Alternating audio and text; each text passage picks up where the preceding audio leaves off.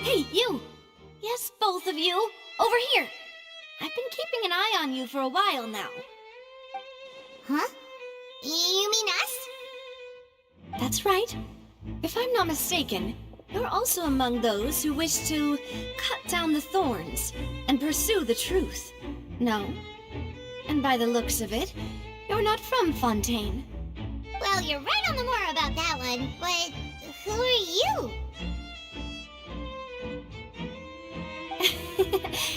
Have you never heard of the Spina di Rosula? From mediating disputes and providing protection to solving conundrums, you name it, Spina di Rosula does it. And I, Navia, have the honor of being its renowned president. Though those who play by our rules call me boss. I'm Silver, her attendant. Pleased to meet you. And I'm Melus. Demoiselle's various daily needs and affairs are under my purview. Huh? Boss? Demoiselle? What gives with the names? Well, I am the second generation president. Melus and the others are still used to my previous title.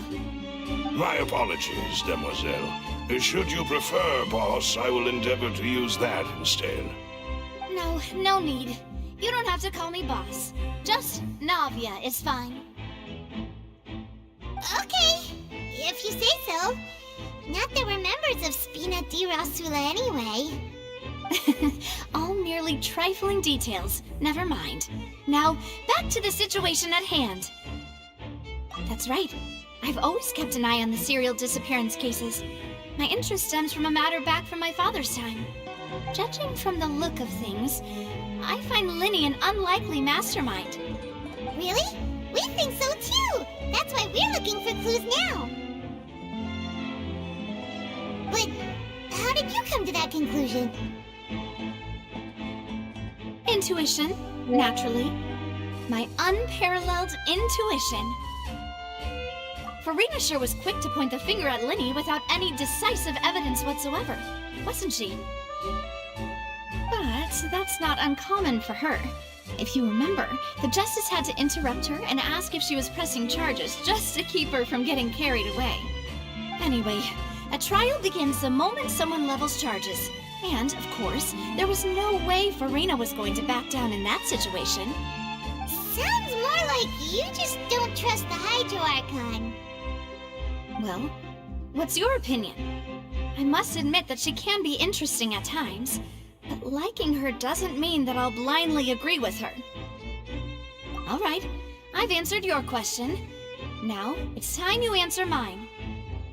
Wait a minute, did that answer count? Well, I say it does. But don't worry, you won't hear any pointless questions from me. In your opinion, do you think it's right to treat a trial like it's an opera? Well? And why would that be?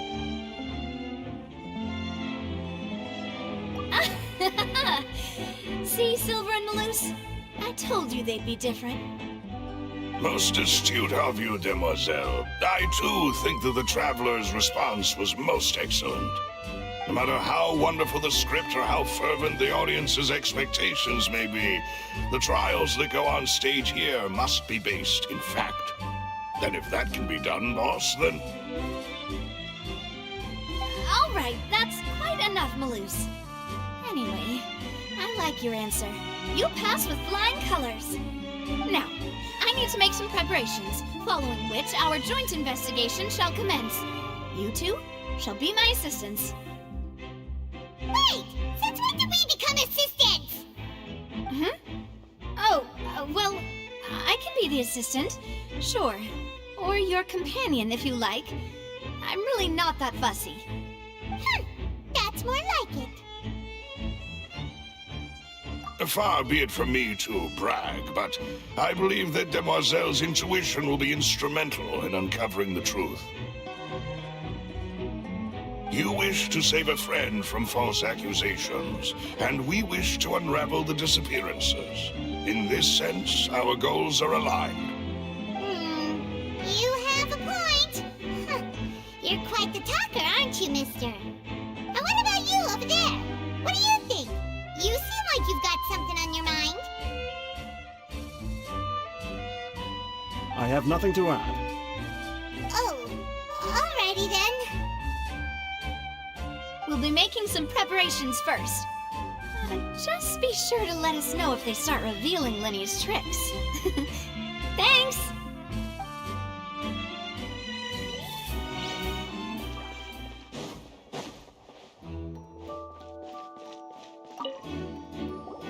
Sorry, but no one can freely enter or exit the Opera House at the moment. If you wish to leave, you must register your identity with us first.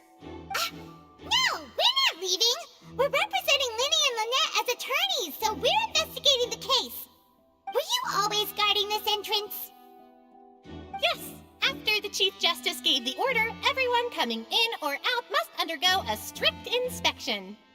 So, the missing girl couldn't have left from here, at least not from that point on. I doubt there was much opportunity then either. How can you be so sure, Well, because I was in charge of security near the entrance at that time. I couldn't see Linny's performance from here, which was quite a shame. Just my luck. But still, I did not abandon my post, and I stayed put no matter how loud the applause was. If someone had so much as even approached the door, I would have noticed it, let alone if they had tried to leave. We Melusines are good at that sort of thing, you know. So, it's safe to say the girl couldn't have left through here. Alright, thank you for your help. This will be useful info.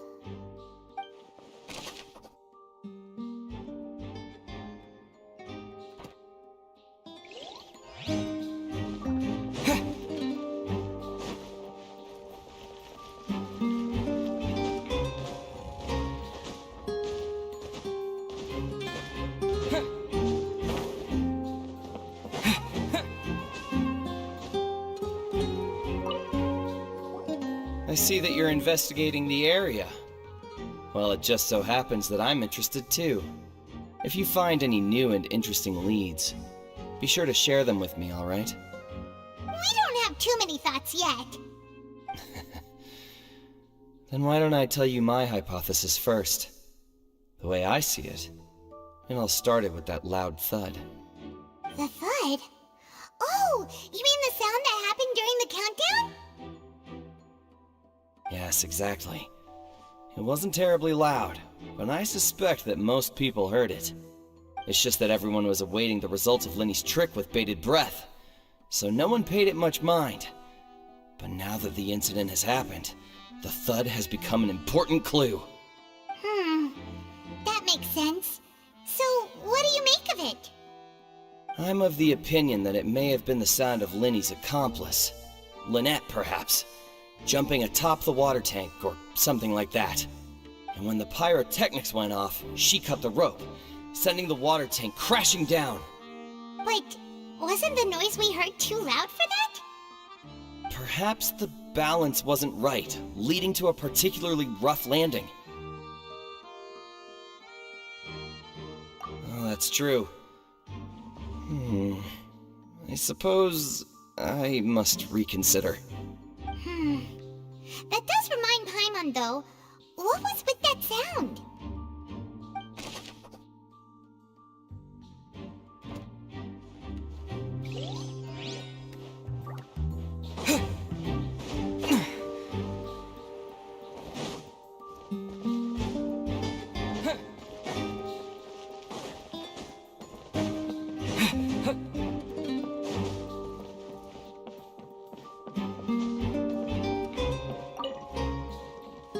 Go ahead, have a look around. In the end, we're both after the truth.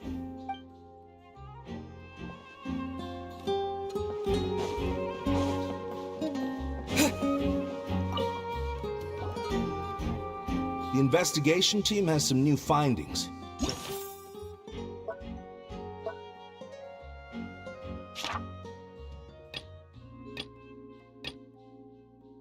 Turns out there's an issue with the random number selector after all. See, I told you. What if the machine picked some big guy's seat? You think the murderer would have still made his move then? Sorry to interrupt, but we're helping Lenny and Lynette with their side of the investigation. What were you saying about the number selector? There's something wrong with it? You're trying to help them? That'll be a tall order. Lenny used the machine to pick a random member of the audience during his performance, right? The lucky girl that later disappeared. Well, we thought there might be a serious problem with the machine, so we had it taken away for further inspection. It turns out that the seat number it picked wasn't random at all. The machine picks that same number every time. I'm sure you already know that you have to make a reservation in advance to get a seat, regardless of whether it's a trial or some performance. In other words, Lenny knew who would be sitting where from the very beginning. That much checks out. Lenny reserved our seats for us, too. Bet you see why I was saying it'd be tough to make a case for Lenny.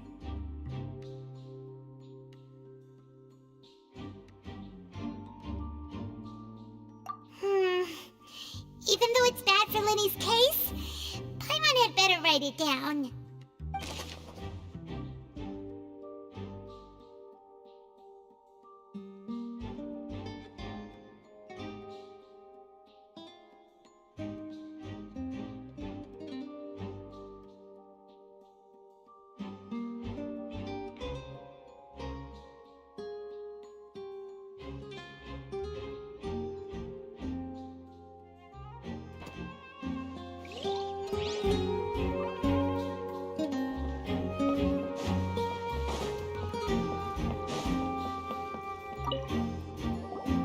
So this is the rope that broke and caused the water tank to fall.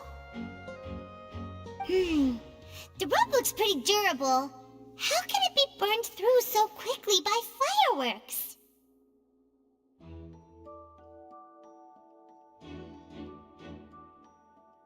Why are you suddenly so serious, Traveler?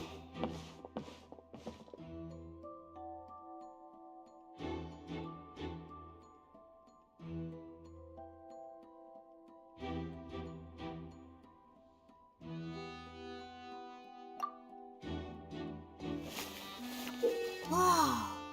Look! This bit is made from different material! Most of it was burned away, but there's still a little bit of it left. Huh. So if a rope meant to hold something was made with that kind of material in it, then that means... Wait, Paimon should write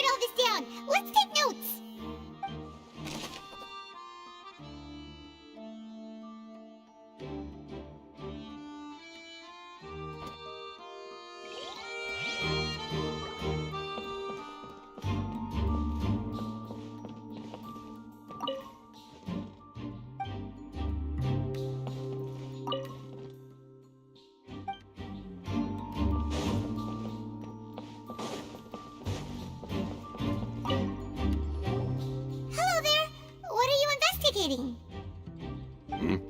Oh, this location has also been cordoned off because the Magic Troop members are currently considered prime suspects.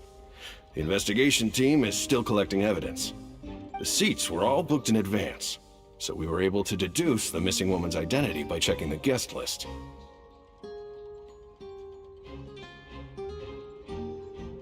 Sure, it's not like this is confidential information. We will publish it later anyway when we petition the public to help us find the missing person. Her name is Halsey. She's a painter from Fontaine who's made a bit of a name for herself. Apparently, she wasn't a regular at the Opera House, but she'd been feeling some pressure with her work lately, which made her decide to come see the magic show. The Magic Troop members all claim not to know her. We have looked into her social connections. It seems that she has no personal grievances or conflicts of interest with the suspects. Simply put, she wasn't related to the Magic Troop at all, which matches the features of the previous serial disappearances. Were the victims of previous cases also chosen at random? That's how it seems to us, in any case. Apart from the fact that they were all young women of around the same age range, there really weren't any other connections between them. Okay then. No need to be so formal. If you do happen to see the missing girl, please be sure to contact us. It is of utmost importance that we get to the bottom of these disappearances.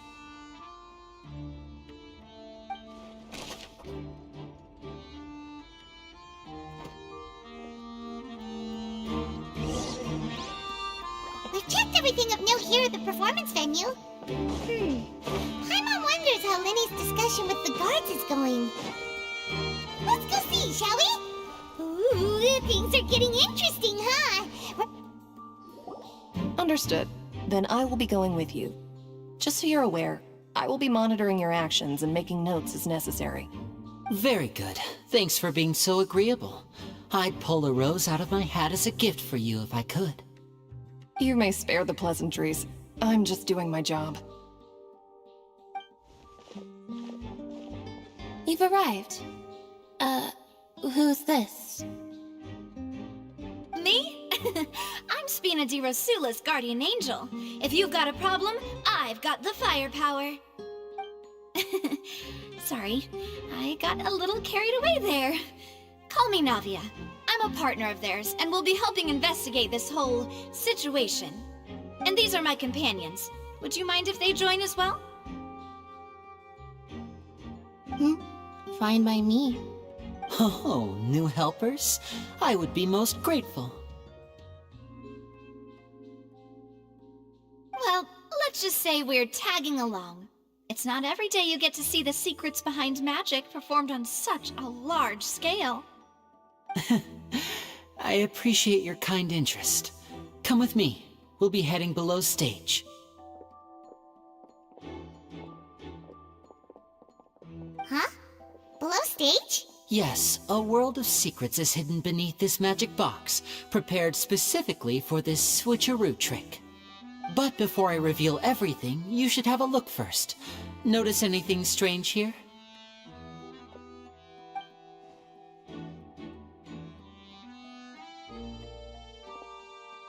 I'm not trying to be dramatic. Remembering the details of a trick will help you understand the methods used to perform it more easily. Huh.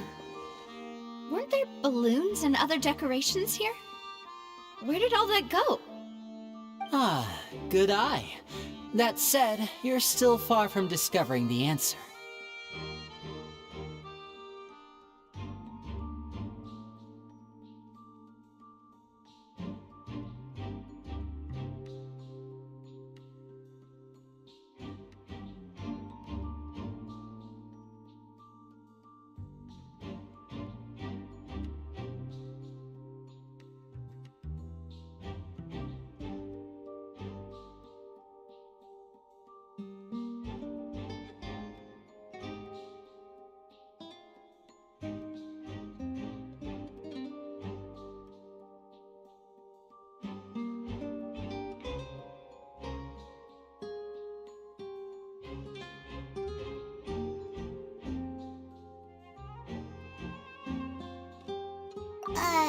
The back? You mean the inside of the door? What's different about it? Paimon didn't notice anything. Very good indeed. I thought you might not be able to catch that, given that you were sitting in the first row. The back of this door was patterned. Those patterns are now gone, replaced by a smooth wooden board. So, if you put 2 and 2 together, what do you get? Exactly. All right, let's go. I'll tell you how it works as we head down.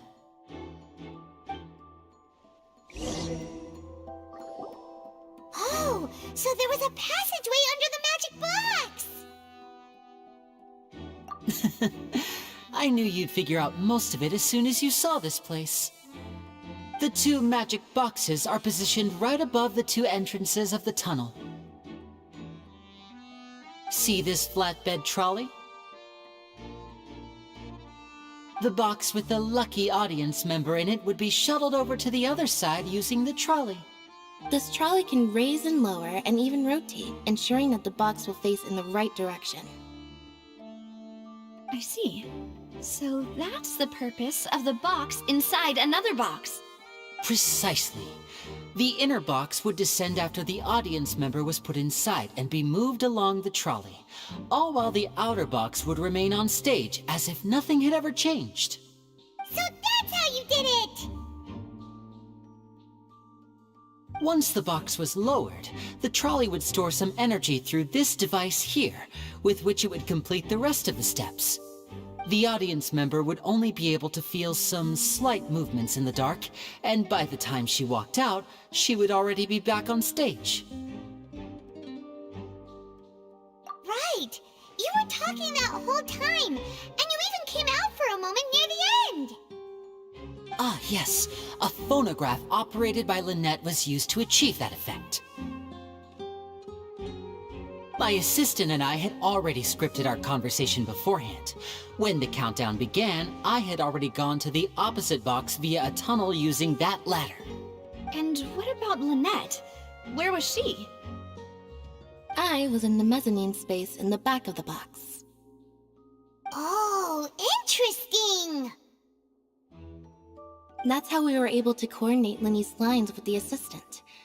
And, by the way, I was the one who walked out of the box at the end. I mean, we are twins. All it takes is a change of clothes and no one can tell who's who. And that's my favorite part of this trick. Only Lynette and I can perform it. So that's how it all worked! Wow! Every detail you revealed was more amazing than the last! Lynette would briefly walk out of the box and then go back in, jumping into the tunnel and escaping before the box on the trolley could finish ascending. And then I walk out of the other box in the audience area, and the trick would be complete. The operative word here being would. But as you saw, Cal was in the box, not our audience member. She, on the other hand, mysteriously vanished. We really don't know how that happened. If not for that interlude, this would have been an astonishing trick. I probably never would have figured out how you pulled it off. And yet, to think that someone was able to use this magic trick to commit a crime. Could we have a look around? I think we can come up with some more leads. This is the scene of the crime, so Linny and Lynette are not permitted to stay here. I'll escort them back up. Yes, of course. No need to be so strict now. I won't disappear into thin air, you know. Thanks, everyone. We're counting on you.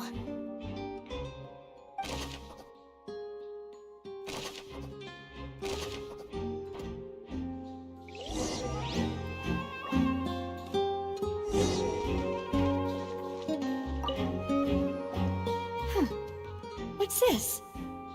Looks like a hook tied to the end of a rope. Huh? There's all kinds of odds and ends here. Perhaps it was a prop for a different trick. But why would it have been left here? Whatever it is, let's make a note of it first.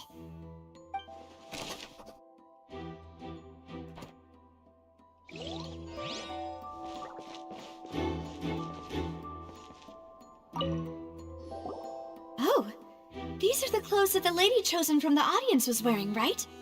Her clothes are here, but she's nowhere to be found. Right. And do you really need to do that if you're kidnapping them? Ugh, this is so confusing. Paimon doesn't want to be a detective anymore.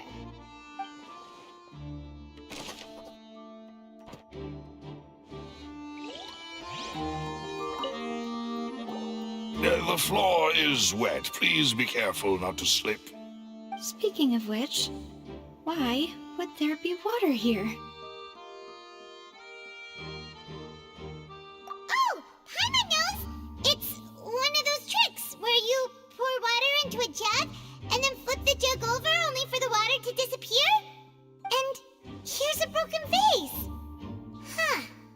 Did the trolley knock it down while moving? That can't be. The trolley moves along tracks from start to finish.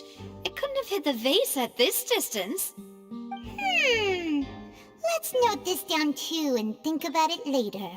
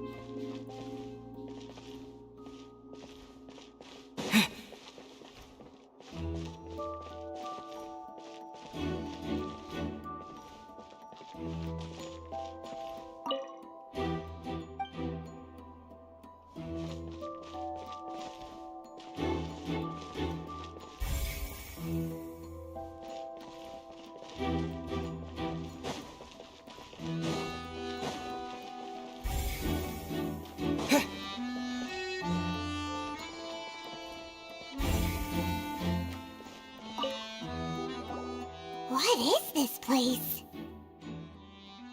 It seems someone could fit through here. Could this have been the suspect's escape route? Alone, perhaps. But if they had to pull another person with them, this space would be too narrow. But there are no other ways in or out of here.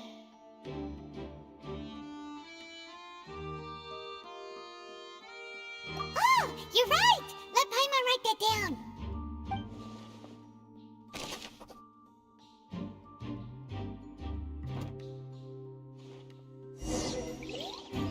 Seems we're just about done investigating down here. Yes, let's head back up.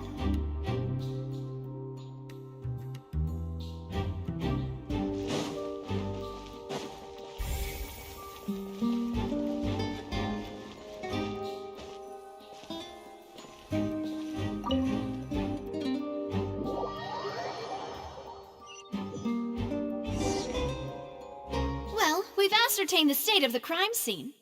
Let's find a place to sort out our findings once Malus returns. It seems to me that there are several things that don't add up here. Apologies for the wait, demoiselle. So, what did the guards say? Did the criminal escape through the vent? They believe the odds of that are very low, since the vent leads to the Opera House's basement. The guards have checked the area carefully. No one left through the basement during the performance or after the incident, and no one was found hiding there. So the tunnels become like a secret chamber then! You know, like the kind you usually see in novels! The plot thickens. Halsey's disappearance and Cowell's death are both quite inexplicable. No wonder Farina was so confident in her accusation. All the current evidence points toward Linny and Lynette. In other words, the charges are very likely to be upheld unless we make some considerable progress. Charges and then trial. So if the charges are upheld, they'll announce a sentence? That's right. This is how a trial goes in the Opera House. During the proceedings, the Chief Justice and the oratrice will hear statements from both sides. That's right. This is how indemnitium is produced. The statements from both sides, the defenses from attorneys, witness testimonies, and even the audience's emotions will all be projected on the oratrice. To put it simply, it's as if the oratrice has its own will, and is a judge in its own right. This also precludes any kind of favoritism on the part of the Chief Justice. And not that this has ever happened anyway. Once both sides have finished speaking, the Chief Justice will make his final decision. This, too, will be used by the oratrice as a reference. Then, finally, the oratrice will be consulted by officials. The result it returns is the will of justice itself. Huh? So that machine is the one that actually decides? Paimon thought Neverlet called the shots. In practice, there is very little difference. Both have always come to the same judgment, which is why people have great faith in the Chief Justice. Ah, yes, the guards also asked me to convey that none of us will be allowed to leave this place before the trial. Huh? Why? Because we've chosen to act as the twins' proxies. That makes us persons related to the case. They're concerned that we might be colluding with outside parties, or that we might find outside help to disrupt the case. And even if that were not so, it could prove problematic if we happen to spread key information about the case ahead of time. I'm ready to break out at any time. Whoa, whoa! There's no need for that! Paimon thinks they have a point! That said, are they providing food? Of course. I just hope you don't mind the lack of options. I'm afraid that catering to all tastes is not in the cards, nor is any guarantee of balanced nutrition. In that case, let's just sort out our findings together here. Pity. I was hoping to take you to try some of Fontaine's famous desserts, too. I mean, what better way to properly think through our findings than over some tea and sweets? Huh. Breaking out suddenly doesn't seem like such a bad idea after all. Just kidding! Just kidding! Paimon will still do her best, even if there are no snacks. What do you mean, no snacks? Of course we'll have snacks. If we cannot buy some, then we'll simply make some. Huh? Here? But how? Understood, demoiselle. Everyone, please come with me.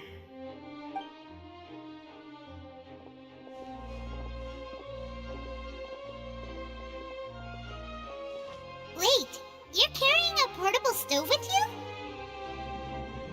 course, I must be prepared to meet the demoiselle's baking needs whenever the fancy strikes her. I have eggs, sugar, and almonds at the ready. Good work, you two. Then I'll get to it. Please sit tight for a moment. You'll get to taste my awesome snacks soon enough.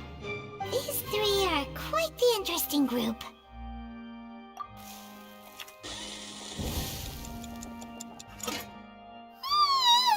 And Paimon thought it smelled good while it was still in the oven. Oh, it's even better now. Paimon can't stop drooling. From the way you had these two guys carrying all that stuff around, Paimon thought you'd have them do more during the baking process. But you ended up doing the entire thing by yourself. Beating the egg whites, grinding almonds, everything.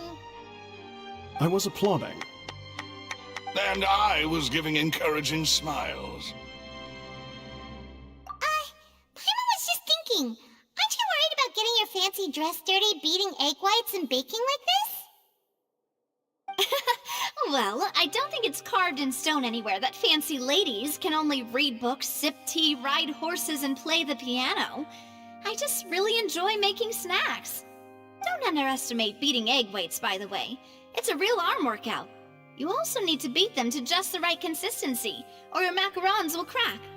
Anyway, give these a try, fresh out of the oven. There's 3 for each of us. Only 3? Well, eating too many sweet treats might send all that sugar to your head. You wouldn't be able to think clearly about the case on a sugar rush, would you? Tea is ready to be served as well. This is Demoiselle's favorite, strong black tea with a floral fragrance that clears the mind and lifts the spirit. No need for concern. I'm merely doing as I should.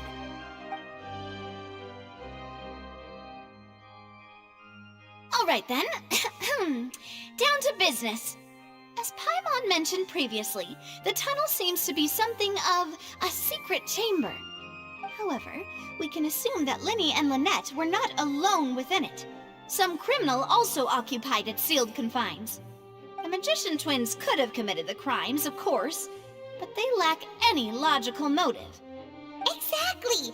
Why would they do such a thing right when everyone was watching? The flower vase and the thud we heard during the performance could indicate some altercation between Halsey and the criminal in the tunnel, resulting in the shattering of the vase, the discarding of her clothes, and her abduction. Perhaps the criminal thought that since she was chosen from the crowd, she would be too easy to identify if she was still wearing the same clothes. Paimon thinks that makes sense, but the real trouble is...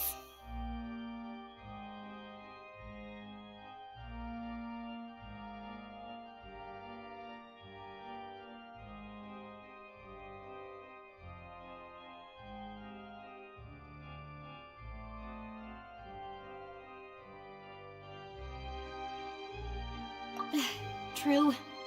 None of the clues we found thus far support the existence of this third person. But the only people left to consider are both technically victims, whether it's the missing girl, Halsey, or poor Cowl. Huh. Could Halsey have secretly made modifications to the magic props in order to murder Cowl before making her escape? That's right. And even if she had tampered with the setup, she would need to understand the entire trick to pull it off. Nor does she have any motive. The guards said that she has never had any dealings with the magic troop's members. Were we not thorough enough in our search? From the sound of things, this is turning into an impossible case. Your macarons are amazing though, Navia. They smell great! They're nice and crisp and super sweet! They are my specialty after all. And I see you've already had 5 of them. What? 5? Oh, that can't be right! Paimon only counted 3! Honest! Please don't worry about it. At my age, a few less sweets might actually be a good thing. No! Being greedy is one thing, but Paimon knows how to count. Besides, Paimon knows that if she ate too many, then others wouldn't enough. Wait, even you don't believe Paimon? How could you? If Paimon ate those 2 extra macarons, then may they turn into stone in her stomach! All right, we get it. Well, I suppose one of us might have gotten too engrossed in our chat and eaten them by mistake. No big deal. Malus, set up the stove again if you would. Huh? What are you doing? Making sure everyone gets 3 macarons, of course.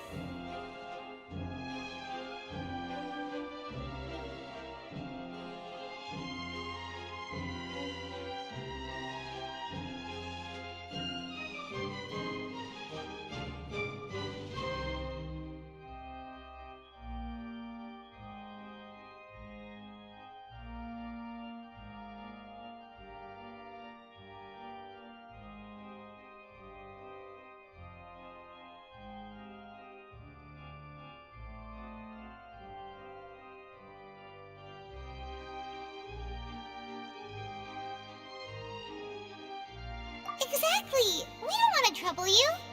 As you wish, demoiselle. And I have the egg, sugar, and almonds. Well, this really is your hobby, huh?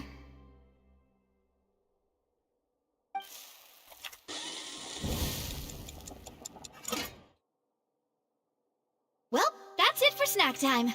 I'm going to have another look around the area. I don't know what we're looking for yet, but we've still got some time. As attorneys, I suggest the 2 of you think the case over again. It would be awkward if you got all tongue-tied on stage during the trial.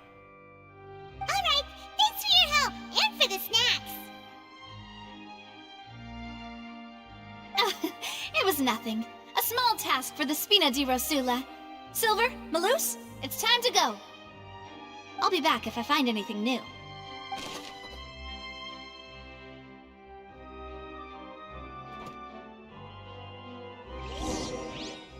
Alright, it's time to put our heads together. We've got to get our defense ready for the trial. Oh, it's probably gonna be a long and difficult case. There's no point in worrying about that now. We just need to prepare. Here, take Paimon's notes. They should help you review the situation.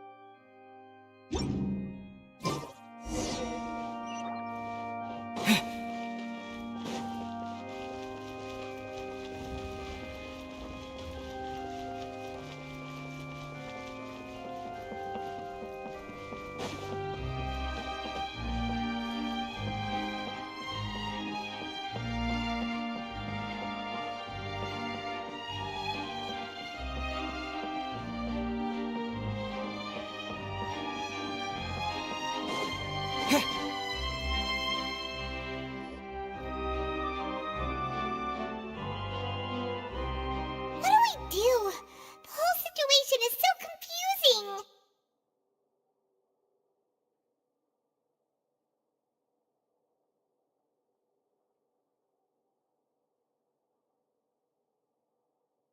Good plan.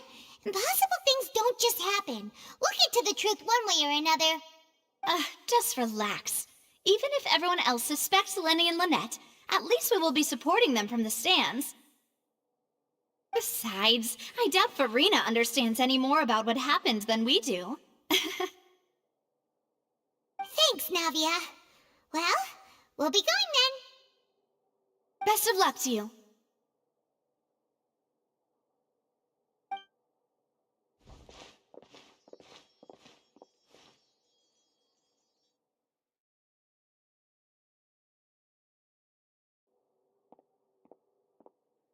Ah, finally, you're back. Well, how did your investigation go? To be honest, you might be disappointed. No. We're already very grateful that you were willing to help. Well, now, don't you all look disappointed. Don't tell me that your investigation came up empty-handed. That was to be expected, of course. The guilty can never produce proof of their innocence. But don't let that stop you. I shall be terribly disappointed should you, my most anticipated foe, concede so easily. Since both parties are present, I declare that the trial regarding the magic show incident is now in session. Firstly, in order for the audience to understand the causes and results of the incident, could we please have Mr. Linney explain the trick? Yes, of course. I will explain while Lynette demonstrates on stage. All the necessary items have been prepared.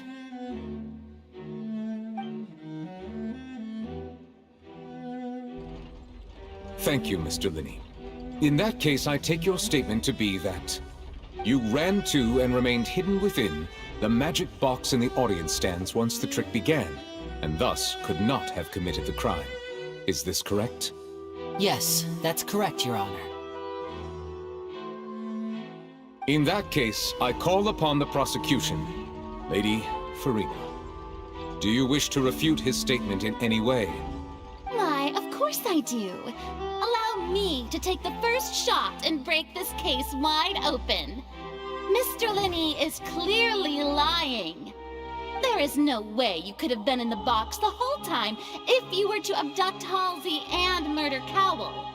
In fact, I'd say you were hardly in that tunnel at all. That is simply your hypothesis based on the presumption that I'm guilty. Oh, is that so? And if I may ask, what did you hear while you were inside your box? The roaring countdown of the crowd, of course. That's how I kept track of the time and built anticipation for the finale. And you didn't hear anything else at all? Nothing that might leave an impression of any kind? No, nothing. I see. But when the count reached 30 seconds or so, there was a thud. One so loud that I believe practically everyone heard it. Huh? Hey, hang on! Something's not right here.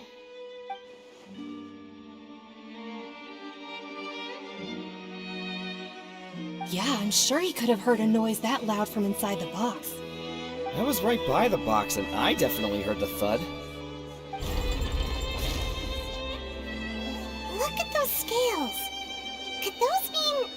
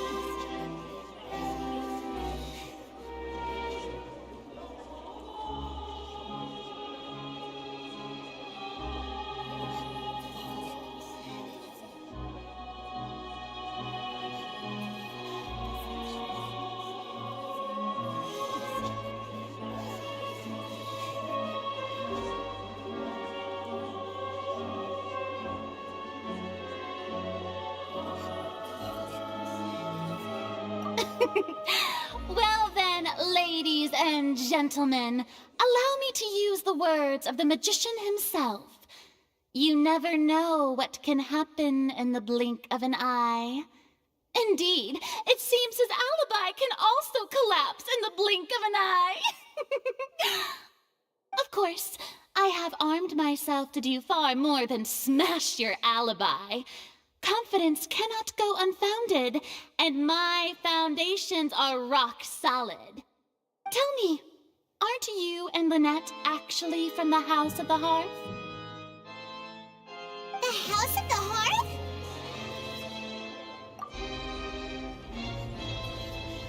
No wonder they did something like this.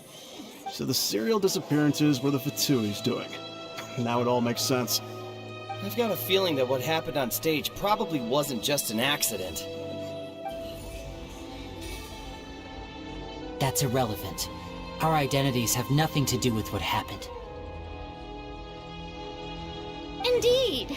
Then perhaps you could tell us everything that happened during that 1 minute. Your first priority is to prove yourself innocent, after all. I'm sure there is little that needs to be kept secret now. Unless your script already has holes in it. The Outlander is speechless. My, oh my, don't they look flabbergasted? Now comes the infighting and discord, I suppose. This was almost too easy. Oh, good thing I made all those preparations. Seems the all-nighter I pulled last night is really paying off. Hey, Linny! Why didn't you tell us this before? Order! Order! Mr. Linney, allow me to re-establish the facts. Lady Farina has raised 2 points. First, when the thud was heard in the Opera House, you were neither in the box nor the tunnel. Second, you and Ms. Lynette are both members of the House of the Hearth. Are these claims true?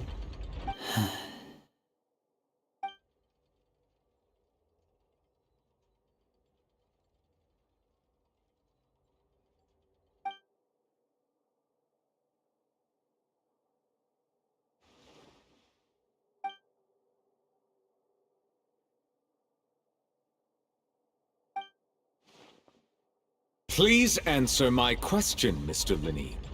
I'm sorry. Yes, they're true, Your Honor.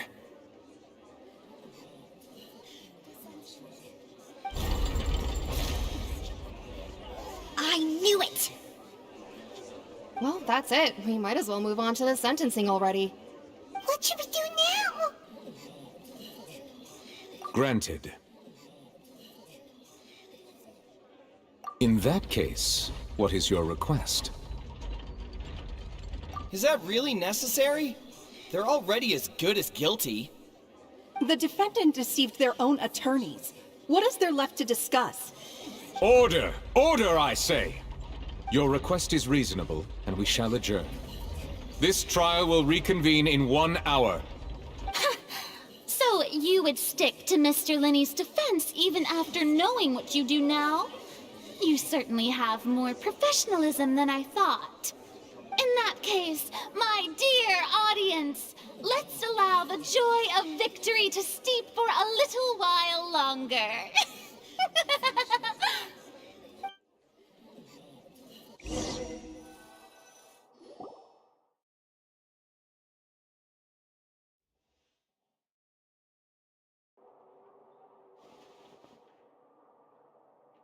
Well, this is awkward.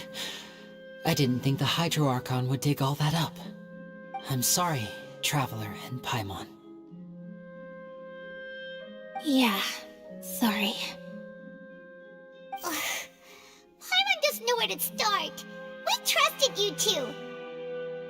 We based our entire reasoning on the assumption that you weren't bad guys. Not to set the wrong tone or anything, but Paimon's really mad! I'm very sorry.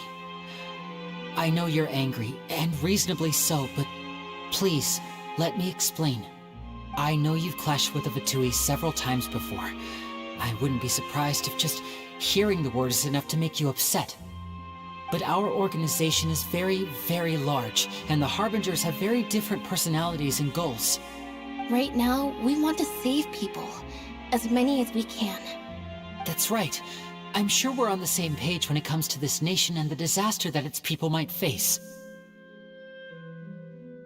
I knew if it weren't for our respective identities, we could become good friends. That's why I didn't wish to flat out lie to you, but chose to hide some details instead. The truth is very important, but being completely transparent about everything would see us spending more effort than we need to. Right. So, you be the judge. Heck, if I were you, I fear that I'd even struggle to trust me at this point. You met a Fatous who works as a magician, a trickster by trade. All by coincidence, too. But still, I'm asking you to trust me. I am no criminal. At least, not in this case. Sorry. Please forgive us. Well, you both say that, but... Right, let's hear your answer first, and no lies now! Of course. I'll answer any question you ask. We've been trying to find out how the Oratrice operates. We want to know why it has a consciousness. Why can it deliver sentences accurately? During our investigations, we learned that the machine's core is beneath it. From that moment on, Lynette and I have been designing this box swap trick, with the objective of getting close to the core. Is that why you needed a whole minute? That's right. In truth, the audience would take about 75 seconds to count down from 60, while I would only need 15 to get to the opposite box. So, after jumping into the tunnel, I accessed the Opera House basement via the vent, and went to investigate the room in which the core is stored. That air vent was created during the construction of the tunnel specifically to execute this step.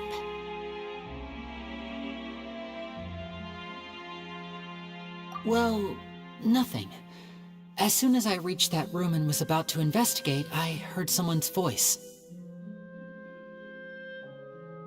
Which should have been impossible, of course. I was quite certain that I was the only one in the room. That voice seemed to recognize me and tried to speak to me.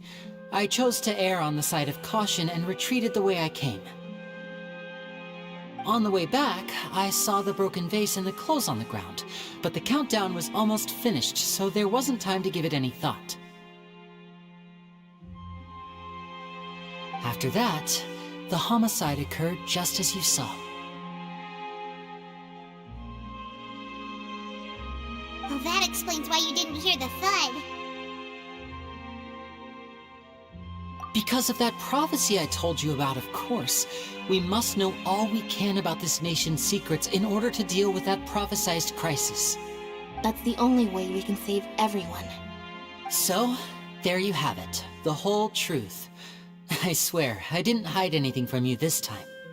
It was never my wish to proceed under this cloud of mistrust either. But like I said earlier, you can be the judge. If you want to leave because you don't trust the Fatui, there's nothing I can do to stop you. Well, Traveler, you decide. Paimon will follow your lead however you choose.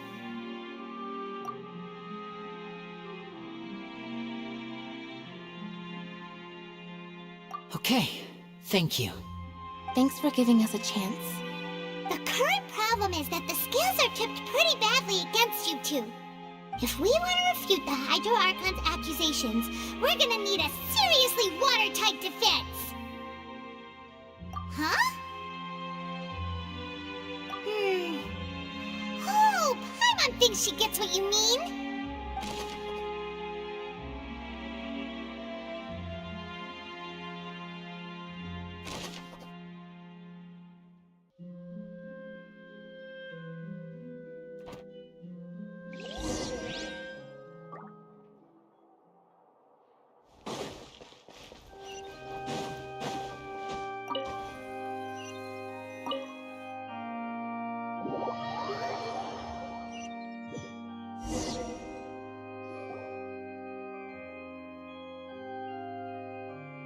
Both parties have returned to their positions. Let us continue the trial. When last we left off, Mr. Linney acknowledged the new evidence presented by Lady Farina as fact. Therefore, Lady Farina may continue stating her reconstruction of the events. That took long enough. Now then, if everyone would lend me their attention.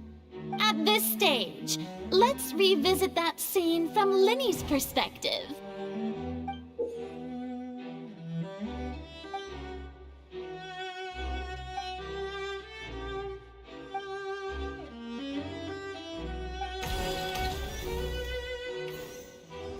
As the countdown began, he entered the tunnel.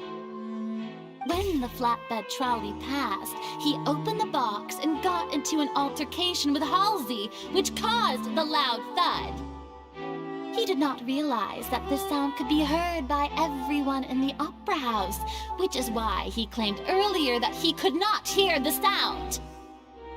Finally, he used the vase to knock her out, before making her change clothes to prevent others from recognizing her. At this time, Cowell arrived in the tunnel, having heard that strange noise, and caught Linney red-handed. So Linney proceeded to knock him out too before stuffing him into that box. Afterward, Linney passed the unconscious Halsey to his accomplice through the magic box in the audience stands, before operating the devices such that Cowell's death would be ruled an accident. And there you have it. That's the truth behind what happened. Does the defendant's side have any objections to Lady Farina's description of the events? The key to refuting Lady Farina is the order of events, what Linney experienced, and what he saw.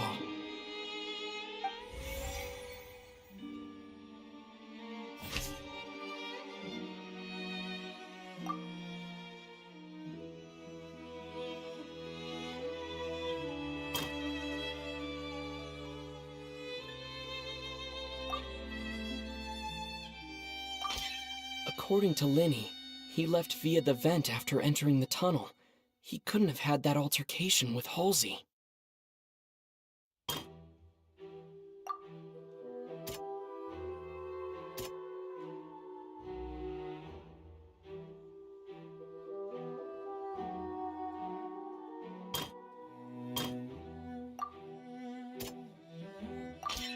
Linney went to the room that contains the Oratrice's core. This is the actual truth.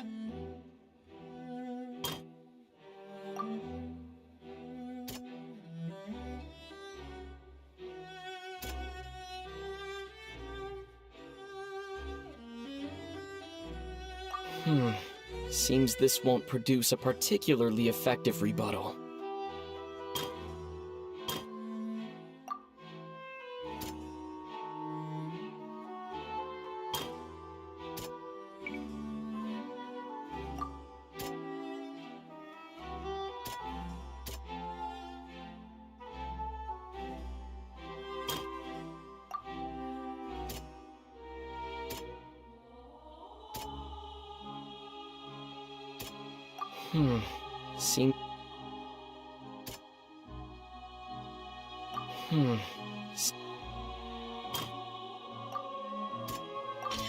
Linney did not take part in the underground altercation. He only witnessed traces of the aftermath. Attention! Ace Detective Paimon has something to say! When the countdown started, Linney did indeed go into the tunnel. But he immediately used a vent to access the Opera House basement, which is where the underground core of the Oratrice is stored. Once he reached that area, he heard a voice in what should have been an empty room. Since he felt something was amiss, he returned immediately. The crime scene had already developed by the time he reached the tunnel again, and in order to complete the magic trick, he did not remain there for any length of time. Finally, he reached the surface, and that was when the accident happened from his point of view. Therefore, he's innocent!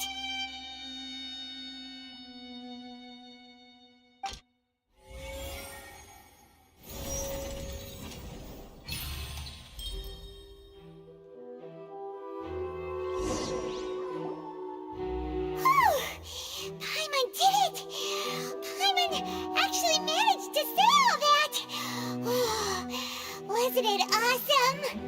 In other words, you believe that he knew nothing of the incident? That's right! My reasoning?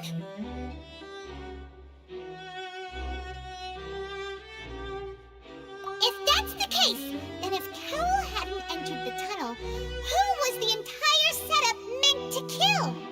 Assuming that what you say is true, Linny only needed to kidnap the young girl to cause a new disappearance case. What would the point of killing someone on stage be? Oh, they have a point. That's right, you tell him! And that's why they're partners of mine. They've managed to turn things around. Oh, well, your denial is very strident, I'll give you that. But what proof do you have to back your claims? Of course I do. If he had been in the magic box the whole time, how could he have not heard that sound? Why do you ask? You're saying that he wasn't?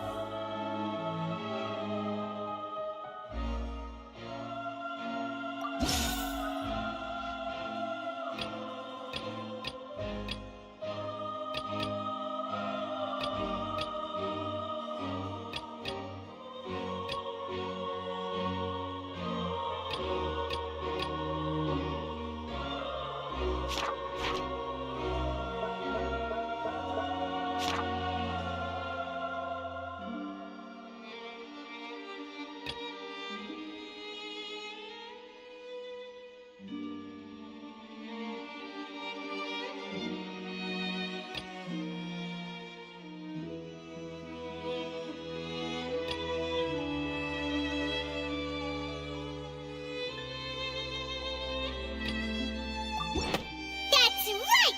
Linny wasn't in the box or in the tunnel. That's why he didn't hear anything strange during the performance. This means that when the crime happened, Linny had already entered the basement via the vent. The same clue you used to disprove his alibi has now become the best proof! How do you like that? Well played. To think you'd use such logic. Well then, if it wasn't Linny who committed the crimes, then who was it?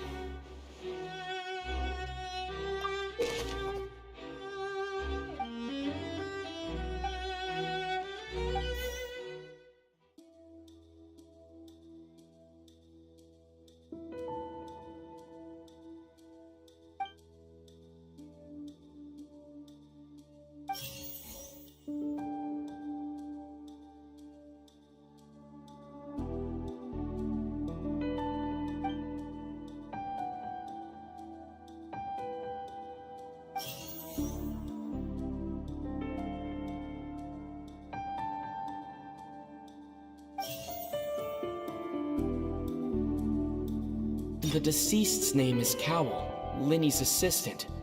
He would have been able to tamper with the equipment. Could there have been a third person involved? Is that really a possibility? Halsey is the missing person and an ordinary audience member. Or did she have her own scheme all along? The deceased's name is Cowell.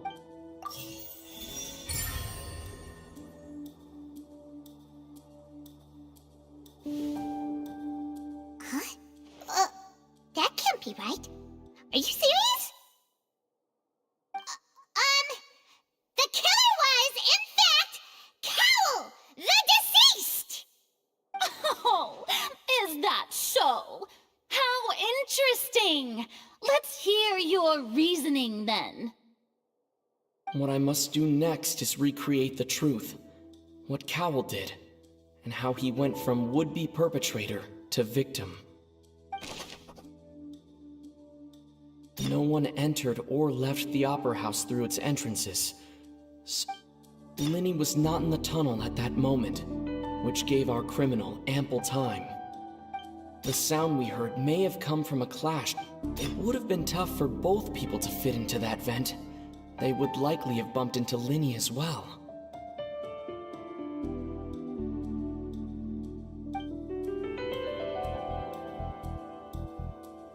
Linny was not in the tunnel at that moment, which gave...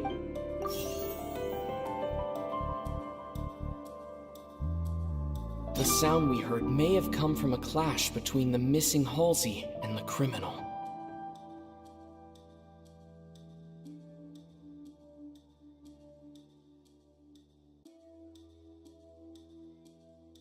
Halsey's clothing was in the tunnel, so there must have been some fear that she would attract attention. The deceased's name is Cowell.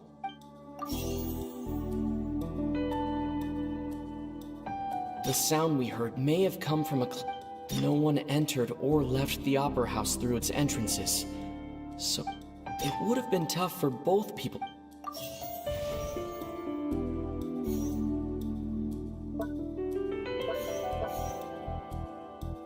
The sound we heard may have come from a clash between the missing Halsey and the criminal.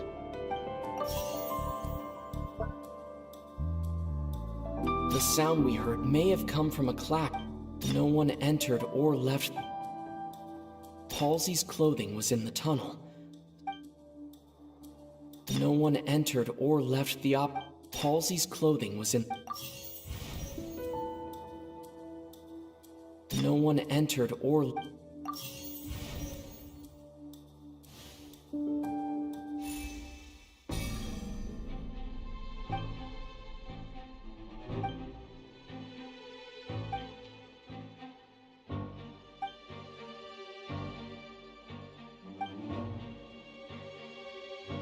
What's wrong, Traveler? Are you still having trouble figuring things out? I see how it is. So this was all just a bluff. And here I thought you had something to show for it. But it seems you're still far from the truth. Look, since we're at a dead end, why not consider a different track? Just like the trick as it transpired, the end result must have been utterly different from the magician's initial design. If only we knew how Halsey disappeared. Well, that would be nice, but the tunnel only has 3 exits, and none of them seem very likely. And it's not like this is a magic trick where you can just make a real live person disappear. You know, like you did from that water tank, Lynette.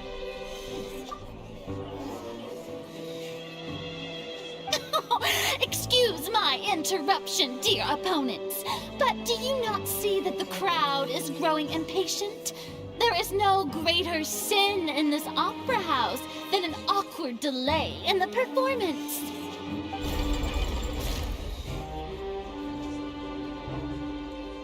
If the defense is unable to make further effective arguments, we will move on to the next stage of the trial.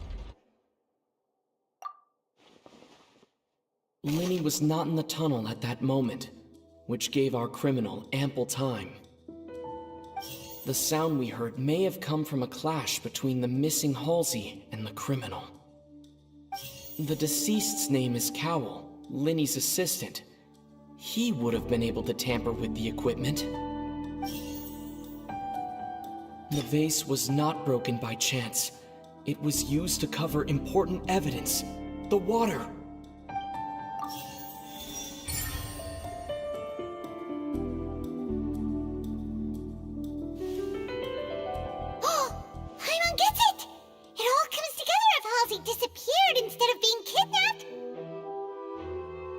Lynette escaped from the water tank, vanishing gradually and leaving only clothes behind. If there's a similar method where a person could be transformed into water... Oh, just a moment, please. I do hope you know how preposterous you sound at the moment. How could a person ever be transformed into water? This is reality we're talking about here, not some magic trick. Must we really? I should think that out of anyone, your friend Linny already knows this truth very well. Magic tricks are ultimately just illusions and misdirection. But Halsey's disappearance is very real. We're talking about two completely different things. Even so, I trust the Traveler's judgment. The truth must be out there somewhere. Perhaps some new line of reasoning may open if we try to gather all the focal points that don't make sense. Since Cal was the deceased, we haven't placed much attention on him. But given that we aren't making much progress with the case, it wouldn't hurt to have a look at his belongings, would it? People really do come up with all sorts of harebrained schemes when at the end of their rope.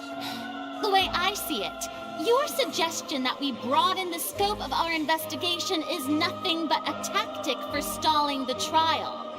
Nevertheless, I believe that this is a reasonable request on the part of an attorney.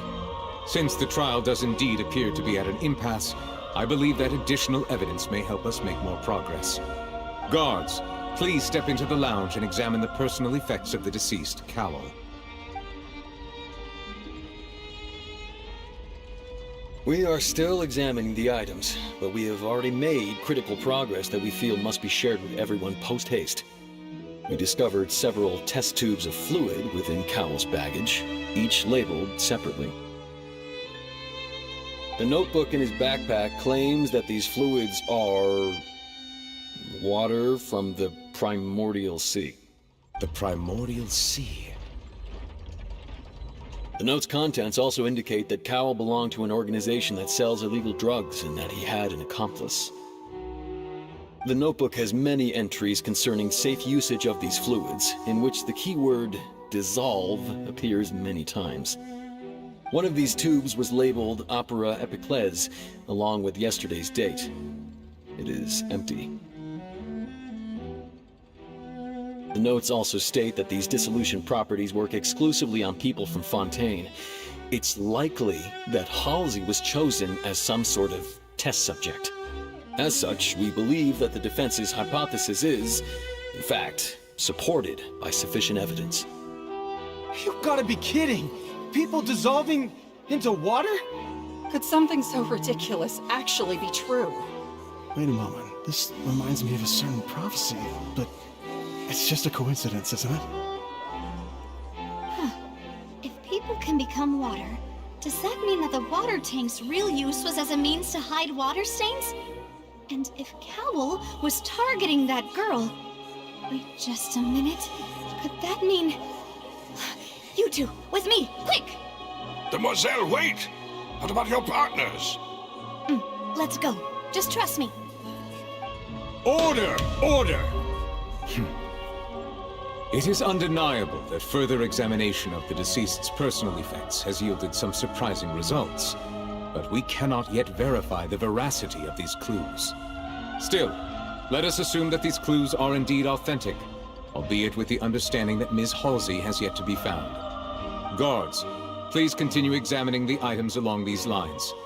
Mr. Linney, it appears your hypothesis is supported by the evidence, so please continue speaking. Of course. Thank you, Your Honor. If we uphold this hypothesis, I believe that many of this case's seemingly unrelated clues can be connected together. Right!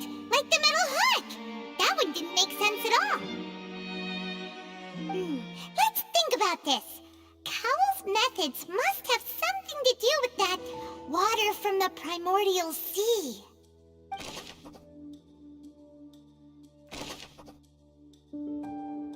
The deceased's name is Cowell, Linny's assistant. He would have been able to tamper with the equipment.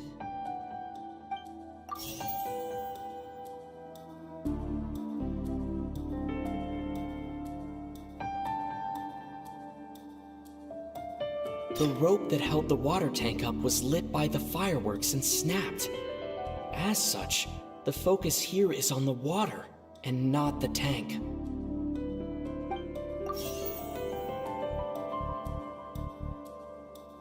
The water from the primordial sea should already have been prepped before Halsey entered the magic box.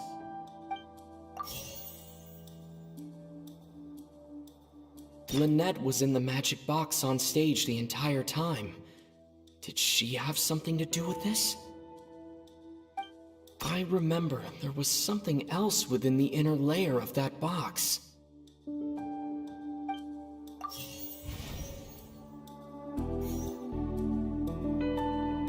Lynette was in the magic box on stage the entire time.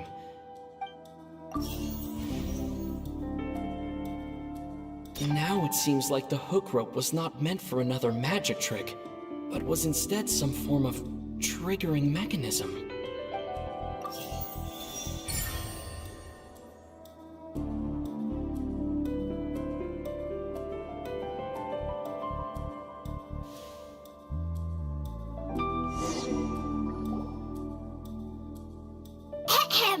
It's Ace Detective Paimon's time to shine again! In the original plan, Cowl would tamper with the water tank rope and the number selector securing his target. When the magic box containing Halsey was lowered, the metal hook would retract gradually and pierce the balloon at the top of the box. When the balloon attached to the box popped, the water from the primordial seed inside it would pour down and dissolve Halsey.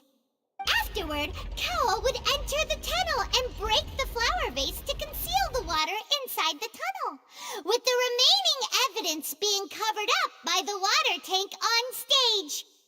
But he encountered something unexpected in the tunnel and wound up being fatally hit by the same water tank he meant to use to cover his tracks. Huh. That does make sense. That actually links together a lot of the more confusing pieces of evidence. Oh dear, what do I do? Even I think they sound convincing now. Have I falsely accused an innocent person? What a humiliation.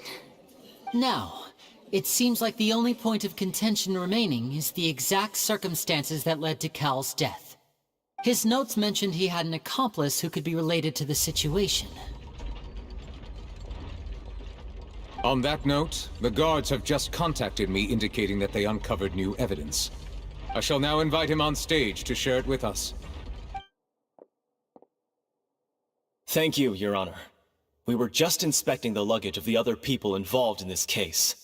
And we found an identical sample of the water from the primordial sea among Linny's personal effects.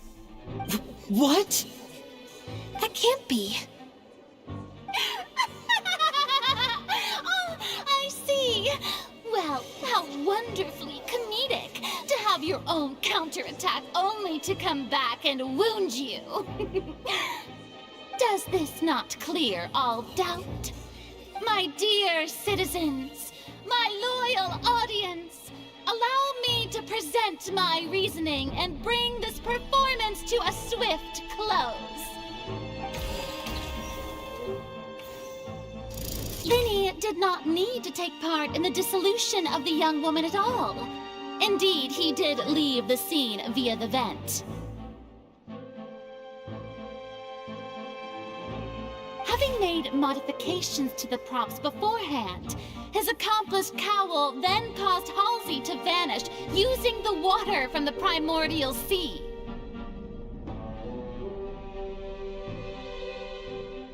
But upon his return, in cruel avarice, Linny desired sole credit and prepared to do away with his partner in crime. Ultimately, he knocked Cowl out, and the tool meant to cover the crime up also became a murder weapon. Now, as much as I regret having come to such a viciously straightforward conclusion, it does seem that the famed Fatui is quite the cold-blooded and ruthless organization. Am I right, Mr. Linny? We've used up all the evidence we collected. There's no way for us to make a rebuttal here. Is this the end of the road?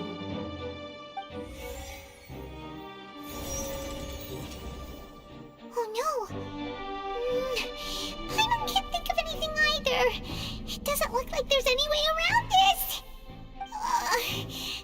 using the water as new evidence was too good a move. Oh, why did this have to happen now? I think we've all seen enough now, and we have ample witnesses to my flawless reasoning. I believe this is indeed the finale. Now then, my good, noble Chief Justice, should we not, in your view, Excuse me, everyone, but I must interject. Miss, I must ask you not to shout, and to respect the ongoing legal proceedings. Oh, come on. Don't be hasty. I have a good reason for interrupting, you know. Now, would anyone here like to take a little break from all this debate and see a little magic? I'll show you an amazing trick. One that can bring a young woman who has disappeared back in the flesh, right before your very eyes. Please, do the honors, Mr. Linney, if you would be so kind. What in the world is she saying? No offense, miss, but miracles like that are beyond my scope as a magician. Come on now, don't be silly. Magic is all about misdirection, isn't it? It often conceals the truth while presenting a fascinating illusion. But once everyone believes the illusion, can't magic reveal the truth to them once again? And wouldn't such a trick be the most marvelous finale to today's performance? Come on, Lenny and Lynette, give it another go. Don't worry, Spina di Rasula has made the necessary arrangements on your behalf.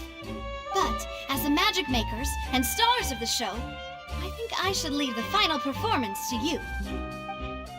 I understand.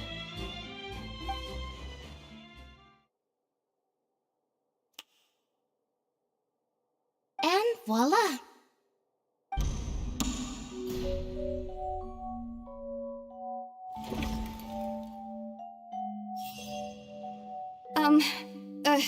Sorry for the interruption. Wait, isn't that Halsey? So the whole thing about people dissolving wasn't true after all? To be clear, I'm only here because this person told me that if I testified, the merit of doing so would lessen my sentence. I was hiding outside this room listening to the proceedings because I was afraid that I would be the one put on trial. I was just feeling happy that no one had noticed me, and then before I knew it, she caught me. That'll teach you to underestimate us three. Where should I begin? I'm sorry. I'm the one who killed Cowell. I admit it. What? Why? Firstly, my name isn't Halsey. It's Lillian, and I'm originally from Mondstadt. I heard that Linny's show was gonna be a real thriller, but I missed the chance to buy a ticket, so I stole one. That's how I make a living. I steal stuff here and there, and I'd never been caught before. But I was noticed at the harbor a few days ago, and I barely got away. Linny was the one who caught me in the act. Hey, no wonder you look familiar. So you were the thief. Liddy even mentioned that you were pretty skilled. Well, and I thought that would have been the end of it, but then the number selector chose me. He even mentioned the Fortress of Meripede. That's a prison, isn't it? So you can imagine how shocked I was. I thought he was on to me for sure. So I played along with the show while looking for an opening to flee, but then I got water poured on me for no reason, and then someone jumped into the tunnel to nab me. I wasn't going to take that lying down, so I knocked him out and stuffed him into the box. There was nowhere to run from there, though, so I had to change my clothes and hide in a box containing performance costumes. I slipped out after the first guard arrived at the scene and continued hiding inside the opera house.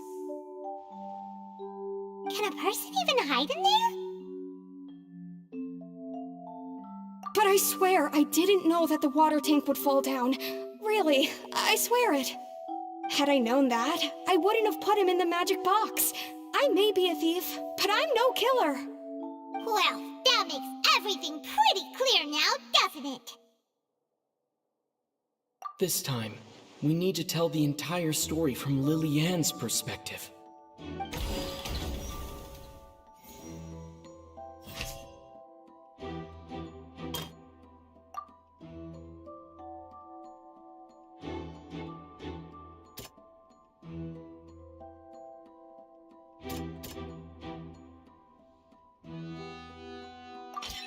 The strange sound wasn't from a fight.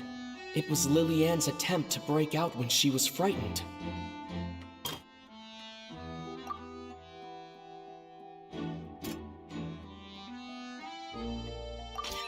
The flower vase was not broken to cover anything up, but it was smashed during the struggle between Lily-Ann and Cowell.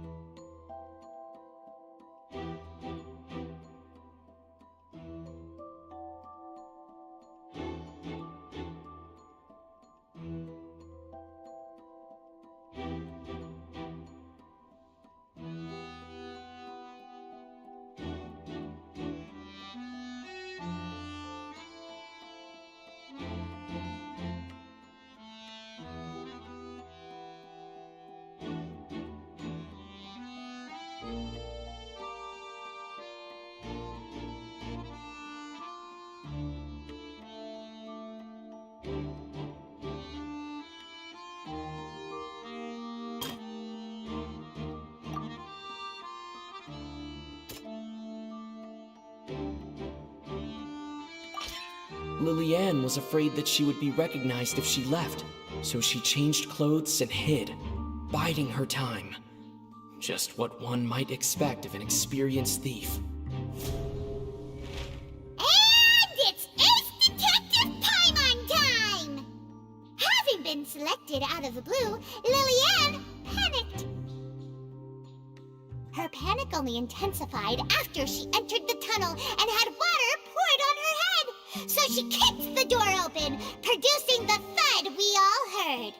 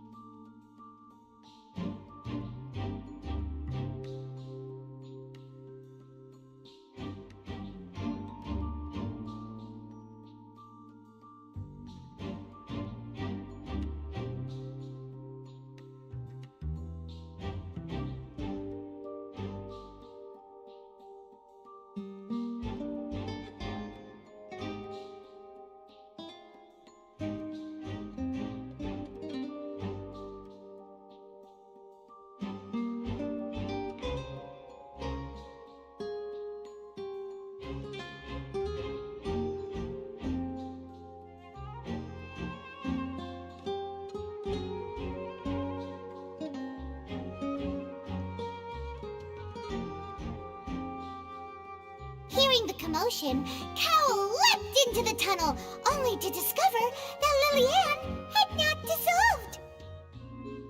He did not know that Lily-Ann was not from Fontaine, but was a thief who made her way in by stealing a ticket. Mistakenly believing that the water from the primordial sea needed time to take effect, he tried to force Lily-Ann back into the box. The two broke the flower vase during the struggle, but Lily-Ann came out on top, knocking Cowl out and putting him in the box. With no way of escaping, she changed her clothes and hid in the costume trunk until the performance ended.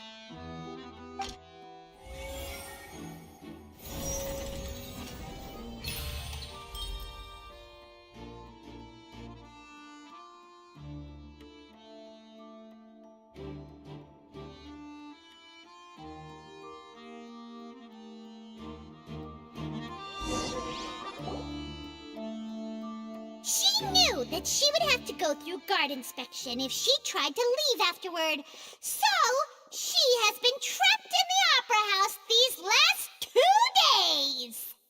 She had already become desperately hungry by the time we were chatting over macarons, so she swiped 2 of them right under our noses. Talk about a sneaky thief. At this point, all the events that happened in the tunnel have now come to light! Ah, so that's the whole story. Bravo! Bravo! Now then, Lady Farina, do you wish to speak against the defense's statements? Please answer the question, Lady Farina. Also, if I may add, the trial has not yet ended. As such, I request that the prosecution not leave the room before the proceedings have concluded. What, are you reading my mind now?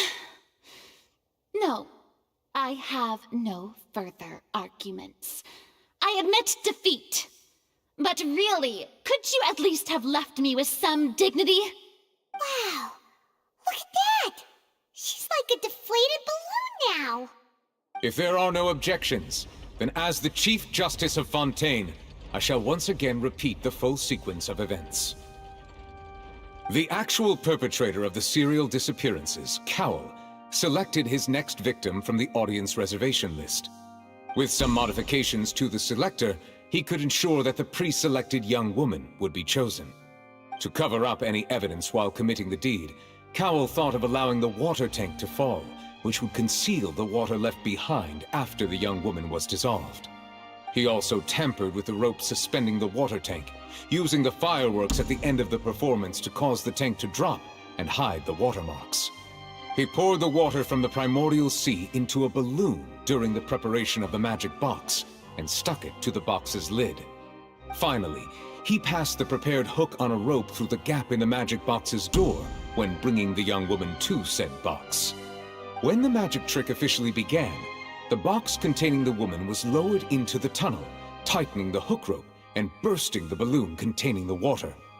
If all had gone to plan, the young woman would be dissolved at this time. However, Lily-Ann was not from Fontaine, and thus fled the box with a loud noise. Realizing that there was trouble, Cowl entered the tunnel and met Lily-Ann. Thinking that the waters had not yet taken effect, he decided to proceed. However, his opponent was more capable than he thought, and he was overcome, knocked unconscious, and placed into the magic box, and thus became his own final victim. Lily-Ann, according to her own statements, then changed clothes and hid until the performance ended, before hiding in other parts of the opera house. As for Linny, he was in the underground structures within the opera house, and was thus ignorant of these happenings. From this reconstruction of events, we can conclude that Linny, the accused, is in fact innocent.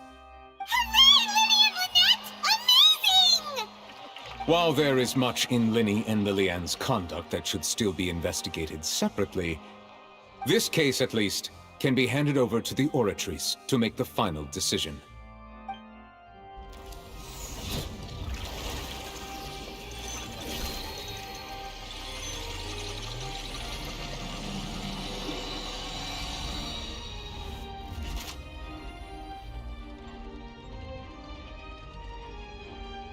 As such, Linny and Lynette are officially declared not guilty.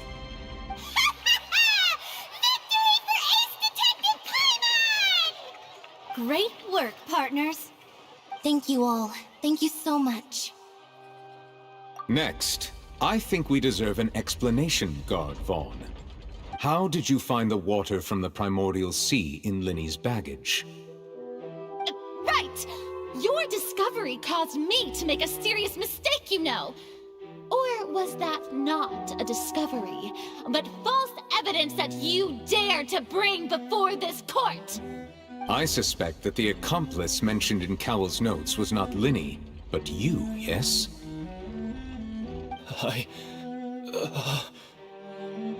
I'm sure you know what you must do to lessen your sentence. Speak quickly!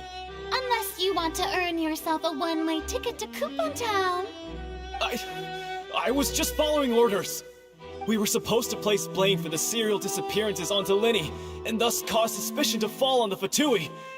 The higher-ups said this was the best opportunity to do so. And now that your plan has fallen through, and the secrets of the water have been revealed, you have become a liability to said higher-ups, yes? Therefore, you would be wise to tell everything you know, and seek the protection of the guards. Yes, I'll tell you everything I know. Our boss discovered that the water can cause people to dissolve.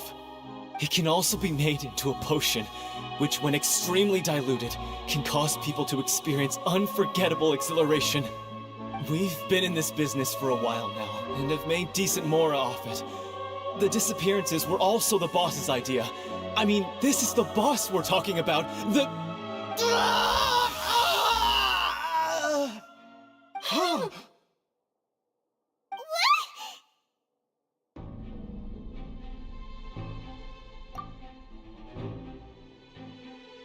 And now he can no longer talk. Such ruthlessness. I shouldn't have expected any less of them. An outrageous act. All present, please submit to inspection immediately.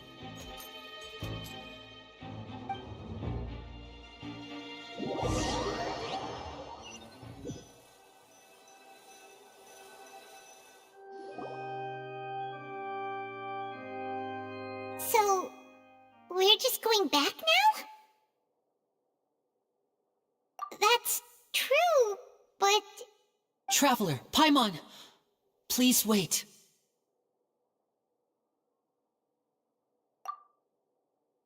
Linny...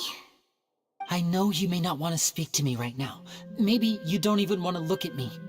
But still, let me thank you again for defending me to the end, even after you learned that I'm a member of the Fatui. I guess. But regardless, I'd like the opportunity to set things straight. I didn't approach you with any ulterior motives or ill intent.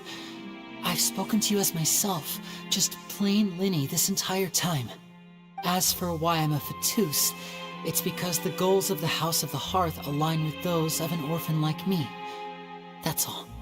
That was how Father, who you might know as the Knave, approached recruiting us back then too. The Knave? The one who controls the House of the Hearth? She's your father? That's right. And since we're here, I was wondering, would you mind hearing a story?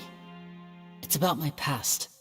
Back when our parents first died, Lynette and I were left wandering the streets. To survive, I took to surreptitiously observing an older street performer who did magic. It took me several days to figure out how he pulled off his amazing tricks. I took my sister through several streets until we found a crowded corner, and we began to perform magic tricks there. To my surprise, we proved to be pretty popular, and we could at least stop worrying about where our next meal would come from for a time. But I didn't want my sister to remain a street rat together with me forever. Before long, an aristocrat came to me and claimed that he wished to take us in after watching my performances. So you went from orphans to nobility just like that? That was how we felt at first, too. As if fate was on our side and we could say goodbye to those painful days. But I gradually discovered that while we were called foster children, he was really after my talent for magic tricks. He would constantly take me to all sorts of banquets to garner attention, which he would then use to expand his social circles. That doesn't seem too bad either. Better than roaming the streets at any rate. It took a while for me to realize just how dark his heart really was. After one particular performance at a banquet, I discovered that Lynette was not on the same return vehicle as me. I waited a long time after we returned home, but she did not come back.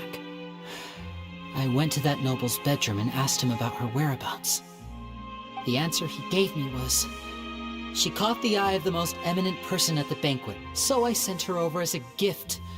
I mean, you'll be able to perform your magic regardless of who your assistant is, yes? Oh no.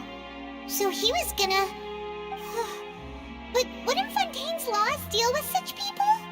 As far as outsiders are concerned, this is a relationship akin to adoption or foster care, and they have their ways of escaping the eye of the law.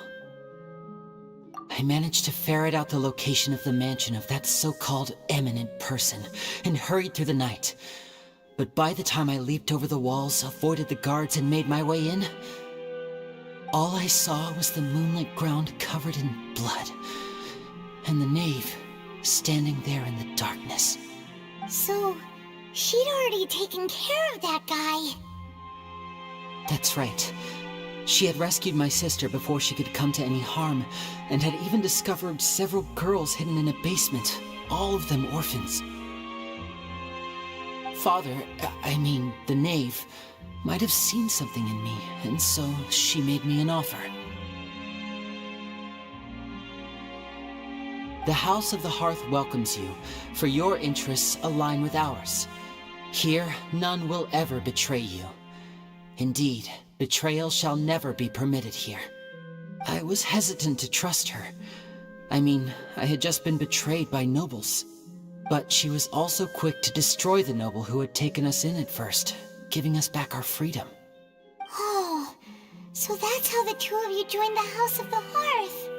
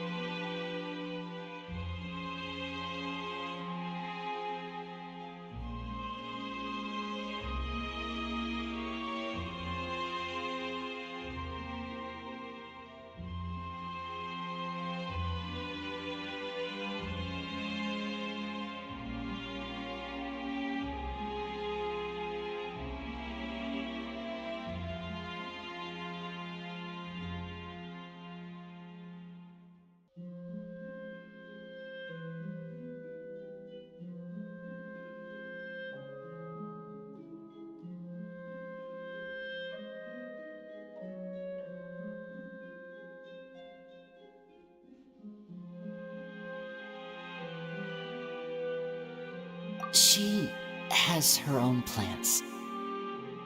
She has gained permission from the Tsaritsa to first use the Gnosis's power when she obtains it. She plans to use it to find a way to break the prophecy and save Fontaine. So, she believes in that prophecy too? That's right. The whole House of the Hearth is currently working to combat that crisis. Today's case has also proven that people from Fontaine can indeed dissolve into some sort of water, thus further supporting the prophecy.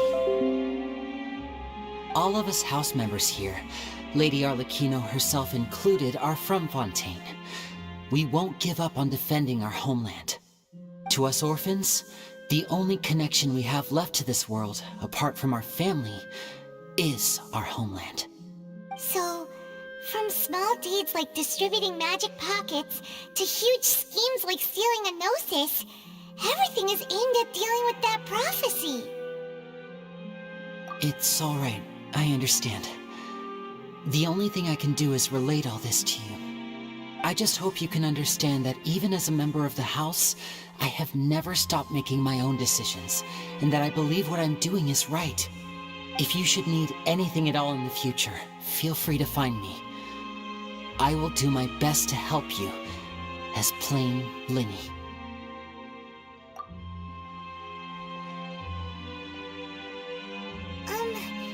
Bye, Linny!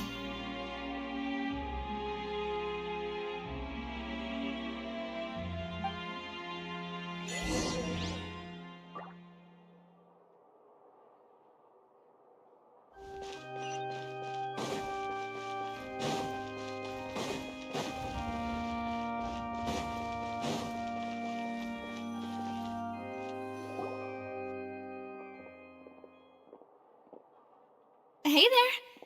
What was with the disappearing act you pulled right as the trial ended? Were you looking for us, Navia? Well, this whole thing isn't exactly over, is it? I do feel that we're getting closer to solving the serial disappearances case, though. Don't you think so, too?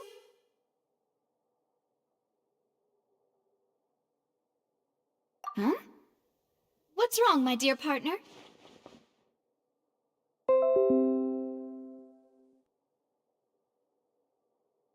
Besides, are you sure we're the ones who can crack a case that's been cold for decades now? And given that there's new evidence from the trial, there should be a trail of breadcrumbs for the Hydro Archon's people to follow now, right? Ah. I see. Well, I won't lie. I'm a little shocked to hear that from you. But I suppose you are just travelers who have only arrived in Fontaine after all. Sorry. I might have been too presumptuous. Don't say that, Navia. Ah, and we were having so much fun investigating with you, too. It was like having new waters flowing into a stagnant mire, causing new hope to spring forth, and the reflection in the murk to become clearer. Sorry about that. I'm a bit prone to nostalgia. Don't mind me. Wait, shall we have a farewell meal? You know, to commemorate our time as partners? Huh? Do we really need to get that formal? Well, guess you really did treat us as partners, huh? Well, I'd just like to have a proper ending to every important memory. That way there are no regrets later. Anyway, it would just be a meal, so it shouldn't take up too much of your time. You don't have to twist Paimon's arm. If Boss Navia's treating, count Paimon in! Oh, wonderful! In that case, why don't we return to the court of Fontaine and head to the Hotel de Boer? I believe we'll make it just in time for dinner. All right then, let's have our farewell meal!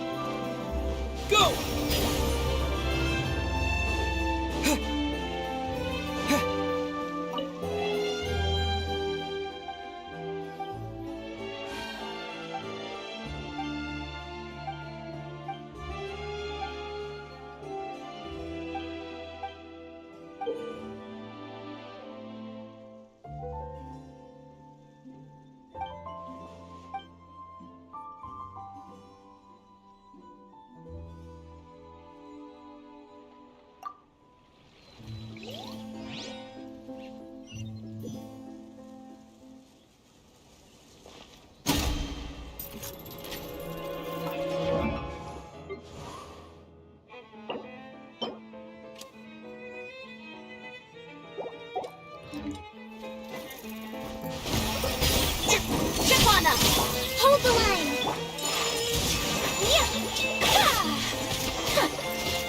Sakura Swirl! Be me! Covenant of the Deep!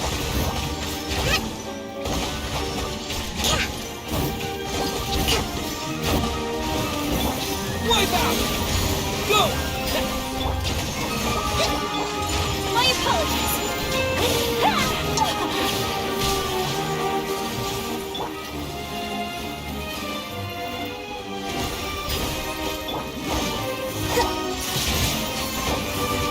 Allow me! Cue the spotlight! Take flight! Go!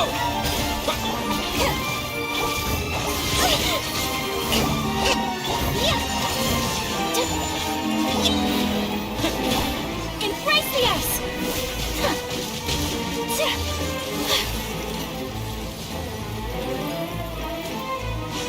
My apologies! Surprise! Hold the line! Water jet! Whirling snow!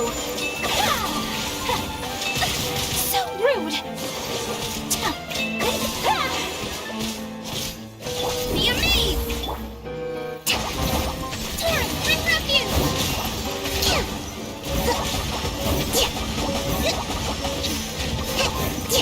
Rust and rebuild!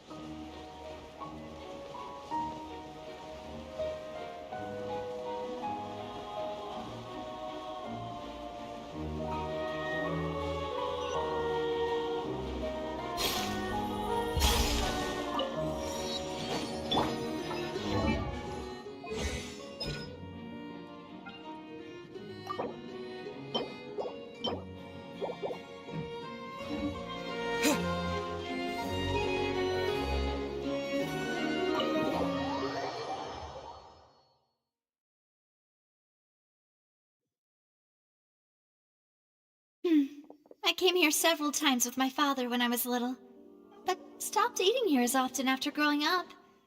I hope the food here will be to your taste. Oh, don't worry. We haven't eaten at a hotel like this in a while. Paimon's getting excited already. In that case, I'll go order for us first. Please wait here a moment.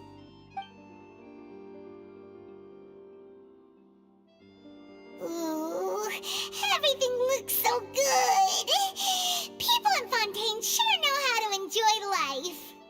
Why, of course. Go ahead, try whatever you like. If the food's good, I'll make a group reservation for the rest of Spina di Rosula next time. And if it's not? Well, then I'll still bring everyone. Albeit with only one dish per table. You, sure have your own way of doing things. Oh, we called this a farewell meal, but we could also treat it like a victory feast, right? We did just win that case after all. Oh, true. Very true. In that case, boss, we'll have another 2 dishes. Huh? Paimon didn't mean that you had to order even more food.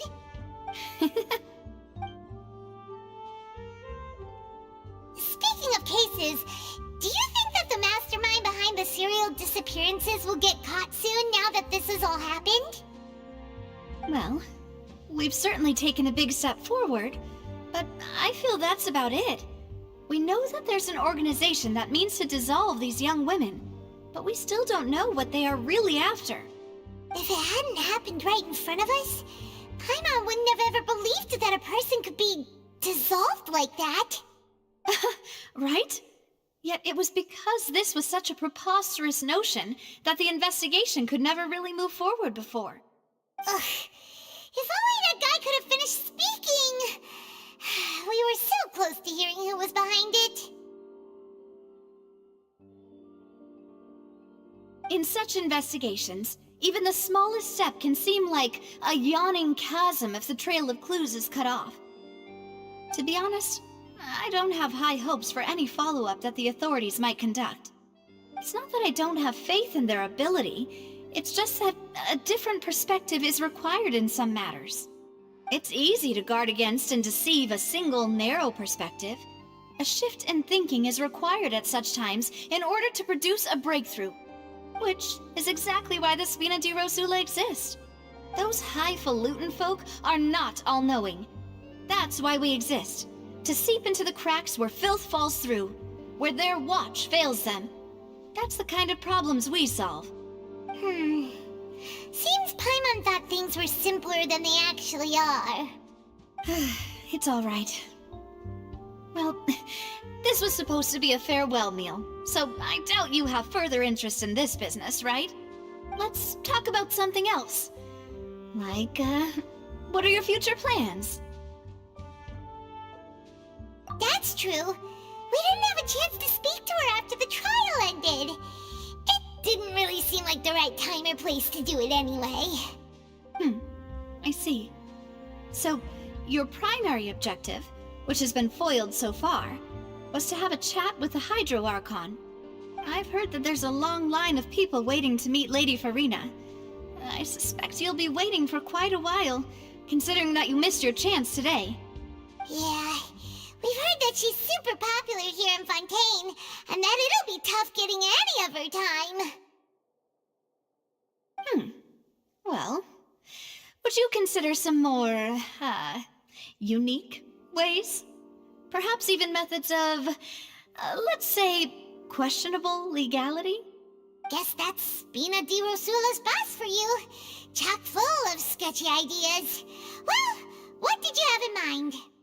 Well, one way would be to infiltrate a performance troupe at the Opera House, only to abandon your act at the play's climax and ask to speak to her after the performance. I'm sure Lady Farina would be eager to see the ending, and would agree in order to finish watching the play, don't you think? Could you suggest something a little more practical? This plan seems pretty hard to pull off. We'd have to go learn how to act, and acting's really hard. All right, here's another. Find a way to conceal yourselves under her bed, then wake her up in the dead of night and demand answers. Don't let her go back to sleep until she answers all your questions. I can personally testify that this one works. When I'm sleepy, I'll do anything as long as I can finally get some sleep. That might work, but that's not really the problem. The problem is we don't want to get ourselves arrested. Ah, valid point. I overlooked that part.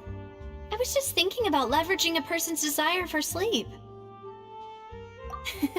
All right, no more joking around. Perhaps you could... I don't know. Cut the line when she's on a break. You did defeat her in court, clearing citizens of hers from false accusations. False accusation she had nearly upheld personally. I imagine that she feels quite ashamed about the whole thing. You mean that if we catch her while she's on a break, she might be too embarrassed to refuse? Oh, that does make some sense.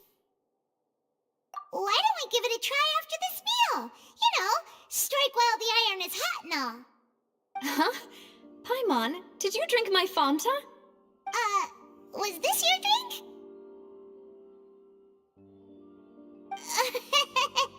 Sorry about that. Paimon wasn't really paying attention and the cup was right next to Paimon. Would you like to order another? No, it's fine. We're just about done here. Alright. Honestly, Paimon wouldn't recommend Fanta anyway. It tastes kinda salty and icky. Is that so? Huh. Well, in that case, we'll have to blacklist the Fanta here then. If we're all finished eating, then I'll go pay. Yeah, we're stuffed. Thanks for the treat, Navia.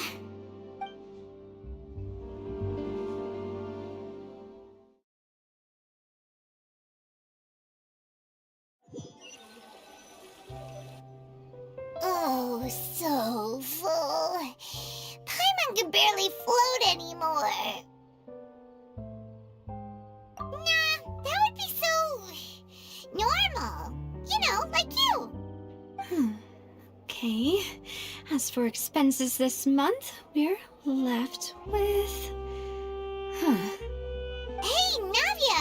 What are you doing over there? Oh, nothing. It was just a meal, you know? Nothing the Spina di Rosula can't cover. Let's get ready to try to meet the Hydro Archon again. Bye, Navia! So this is goodbye, huh? Well, if you do encounter any other trouble in Fontaine, you're always welcome to contact the Spina di Rosula. I'll give your requests the highest priority. In any case, I wish you smooth sailing. I'll see you again, partner. See ya!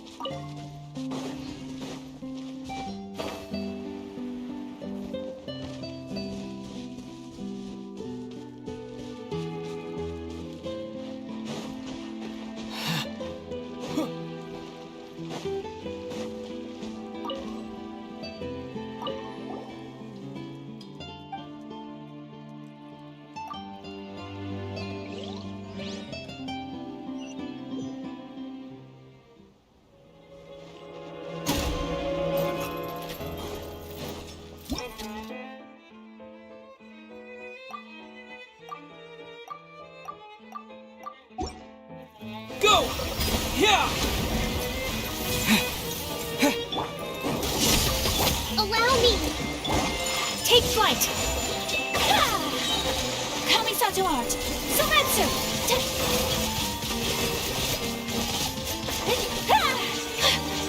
My apologies! Go through my trick. Hold the line.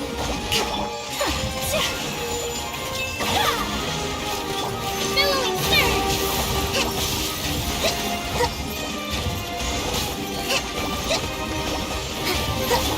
Ship on up! Take flight!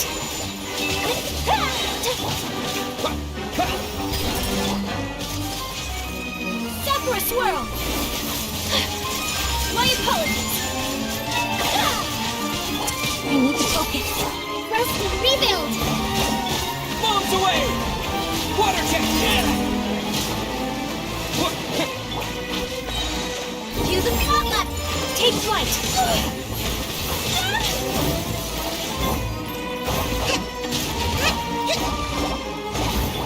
Over here! Go!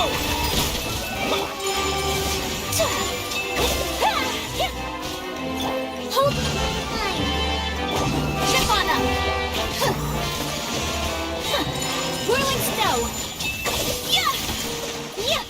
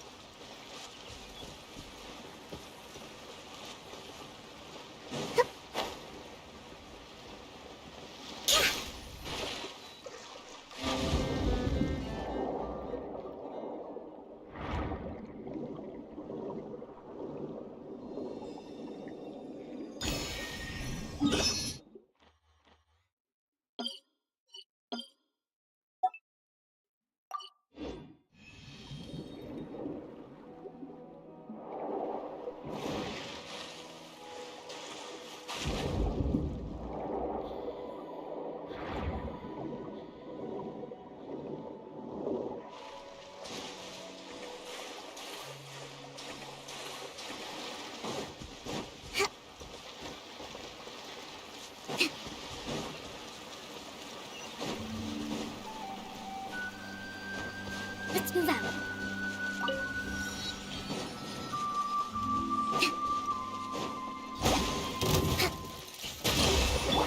Go! Yeah! Take flight! So, embrace the ice!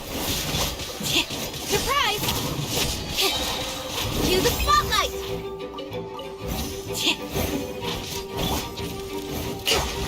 Allow me!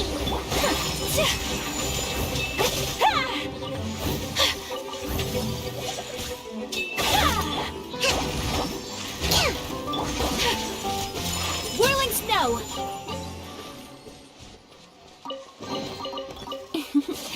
Today is a lucky day.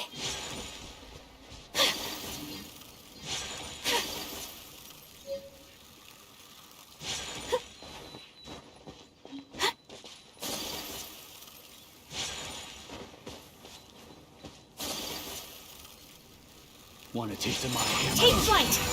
Rest and rebuild! Trip on up!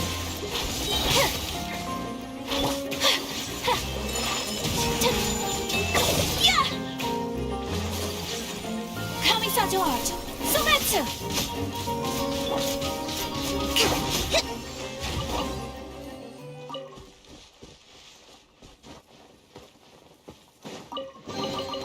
We should make the most of these supplies.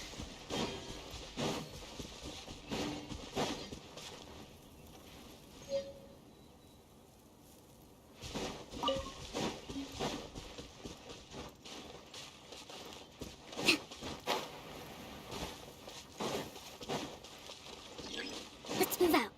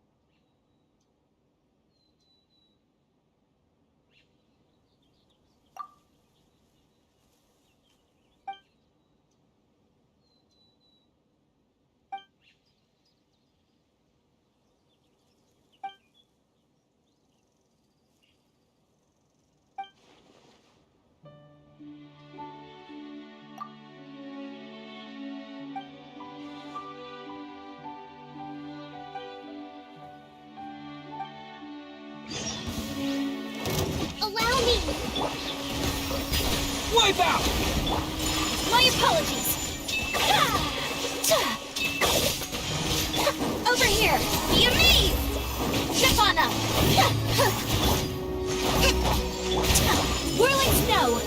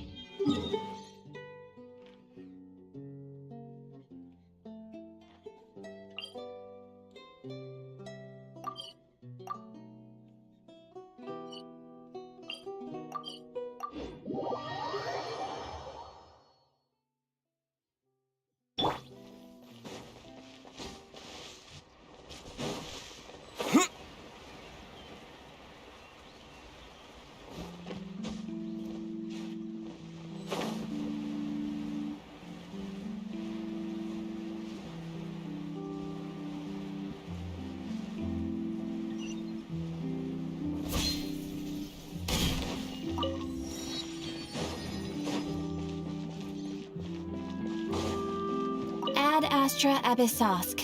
Welcome to the Adventurers Guild.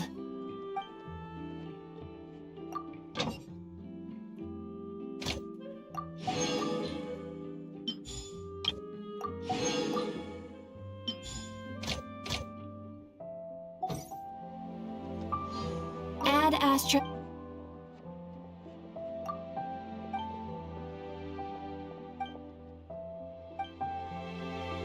Ad Astra Abyssosk. Welcome to the Adventurers Guild.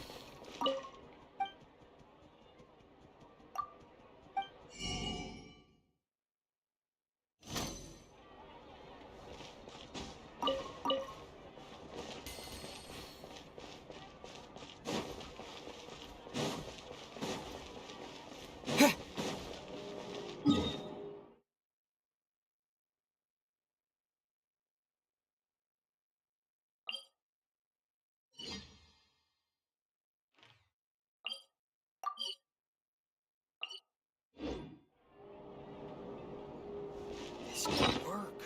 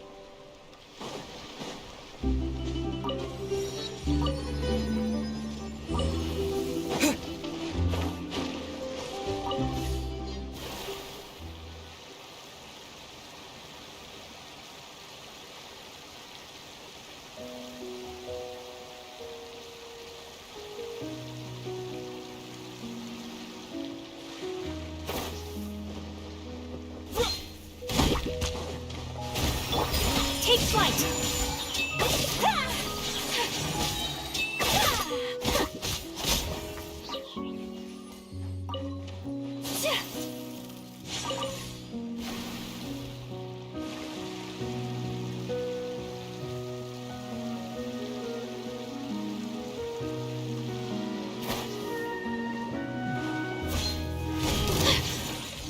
Whirling snow!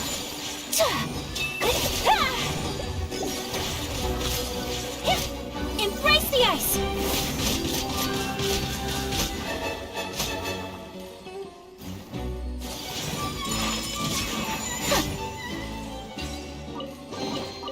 Collecting rare and exquisite treasures. Yes. Water jet!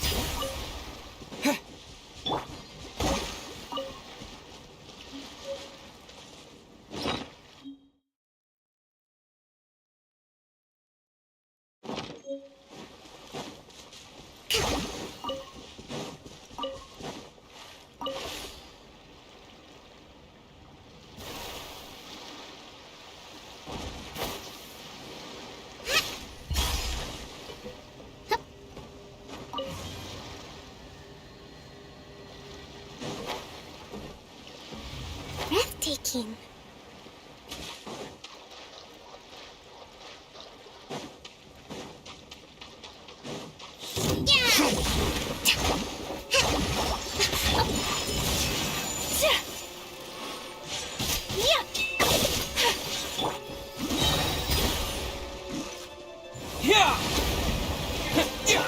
My apologies.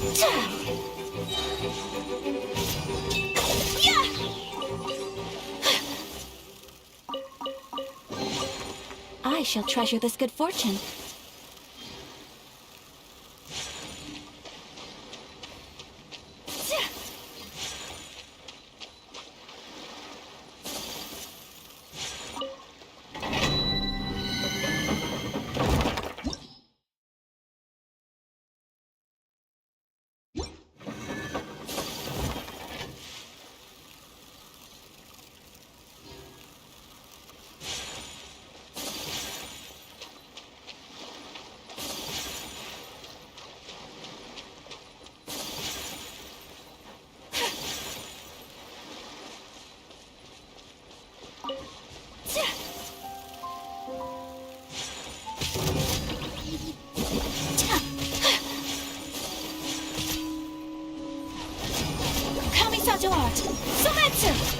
Take flight!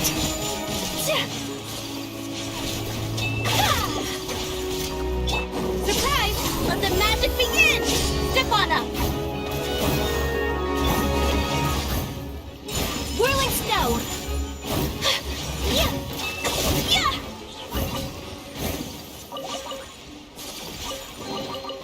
Collecting rare and exquisite treasures. Yes, this is suitably sophisticated.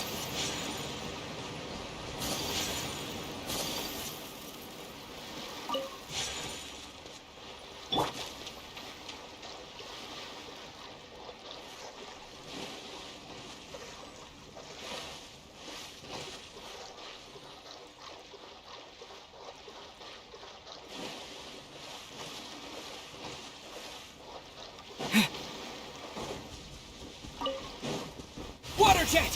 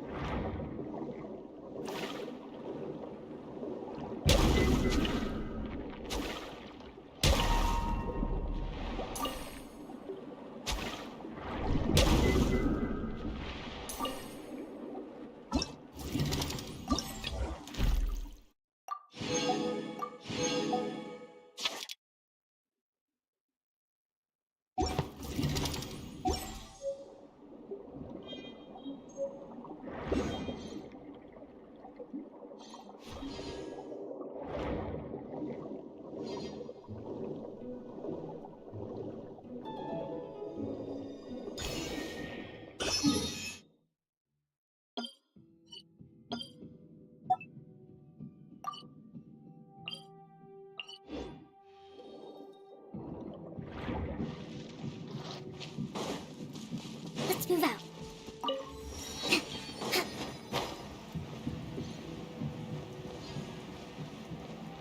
Let's move out. Roast and rebuild! Over here! Step on up! Cue the spot! Embrace the ice! Torrent, bring refuge!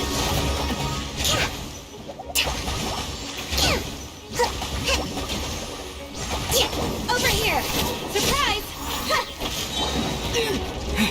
Water jet! Be amazed! My apologies!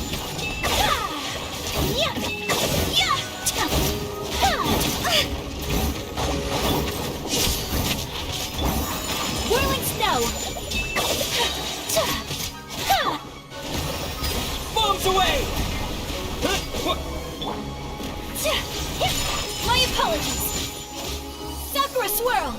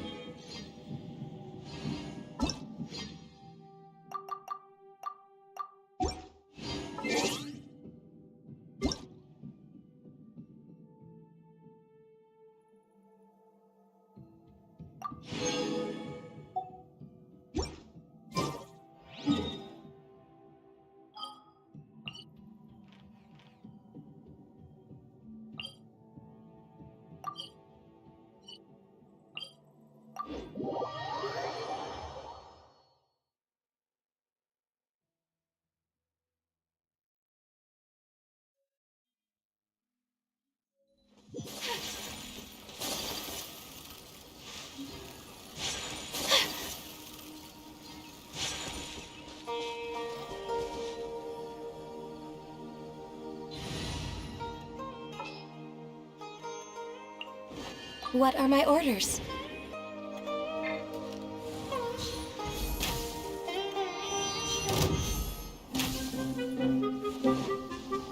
We're way behind schedule.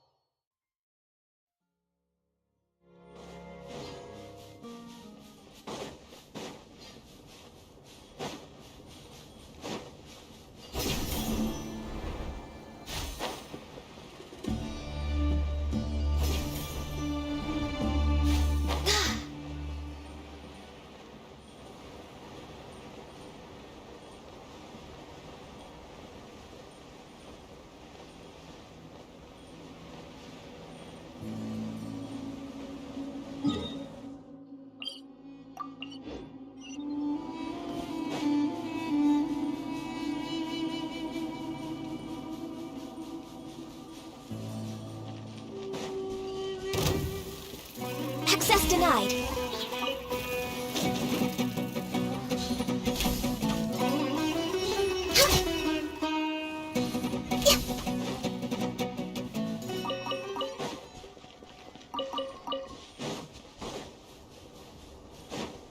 Next on the agenda...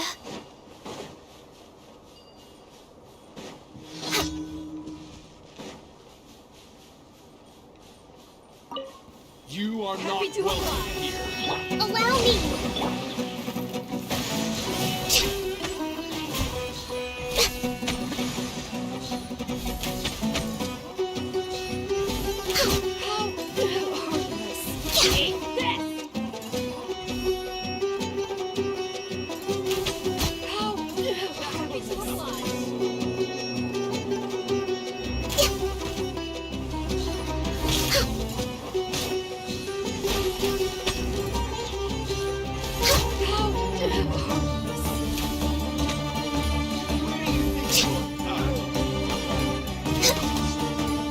That's close enough. A new punching bag.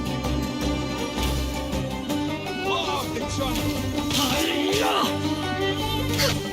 Need.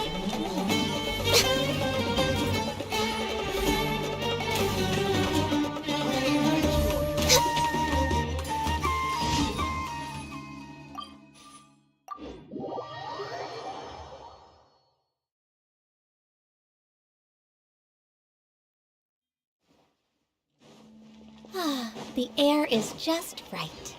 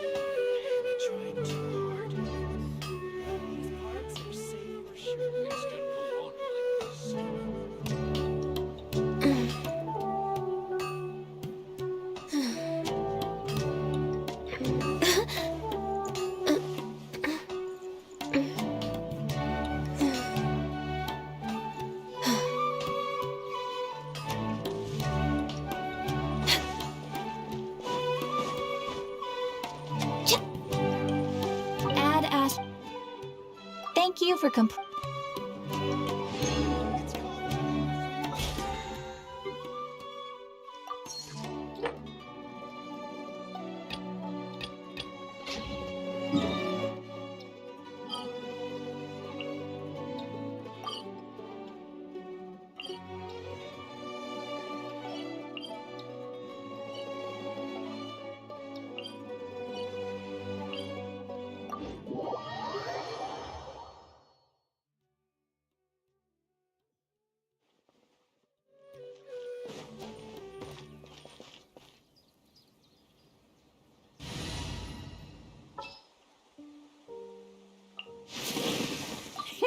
Let's go out and play.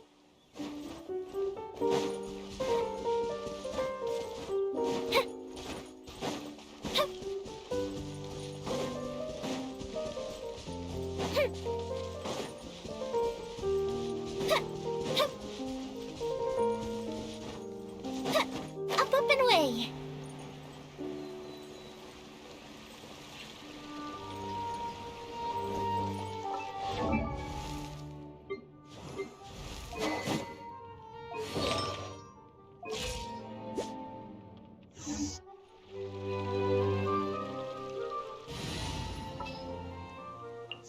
Oh, is it time for me?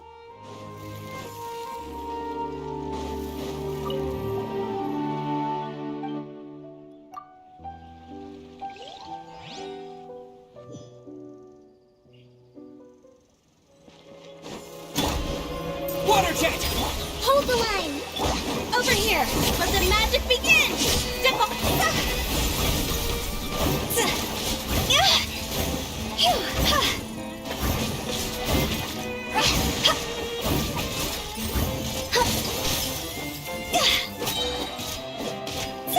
Surprise! Chip on up! Be amazed! Go! Wipe out! A fresh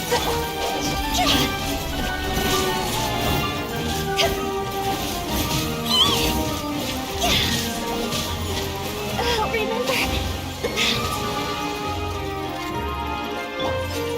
Revamp. Uphill battle. Covenant of the Deep.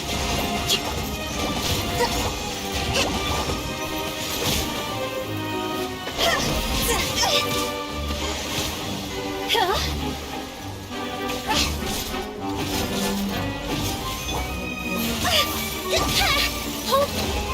Line.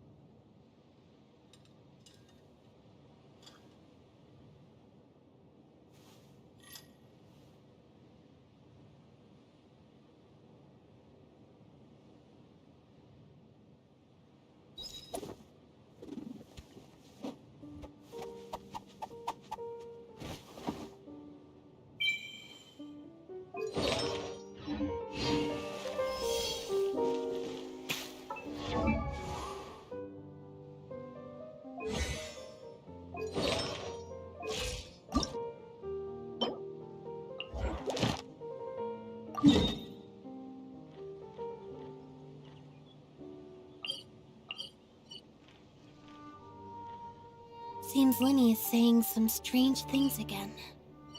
It's really worrying.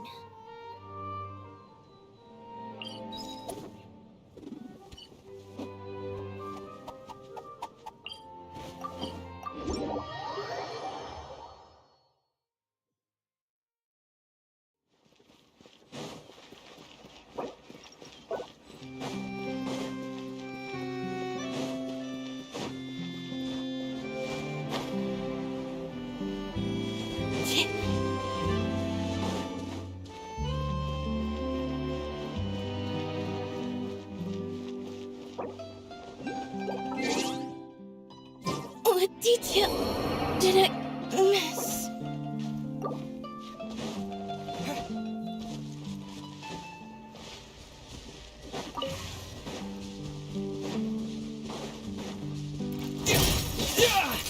Water jet!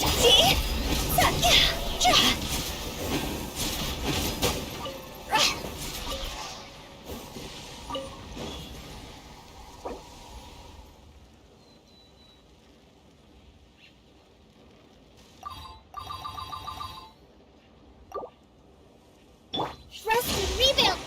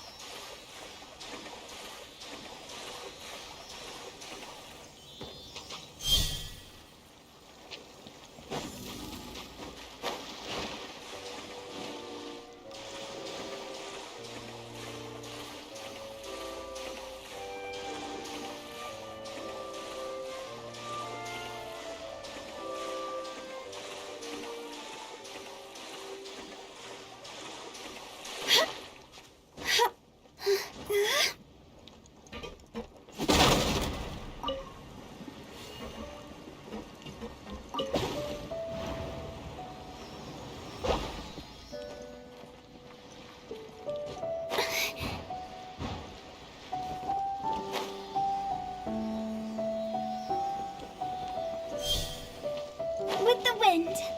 Phew. Huh?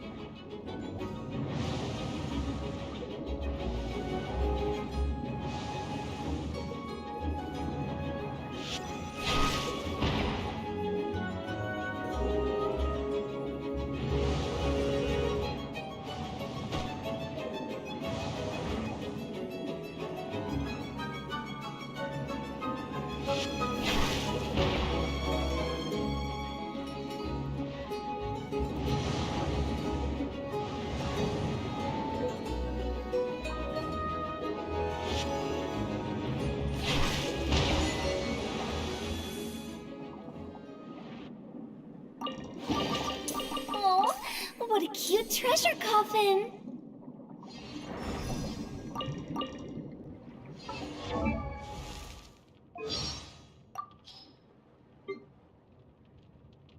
Jackpot! If we bury it, oh, what a cute treasure coffin!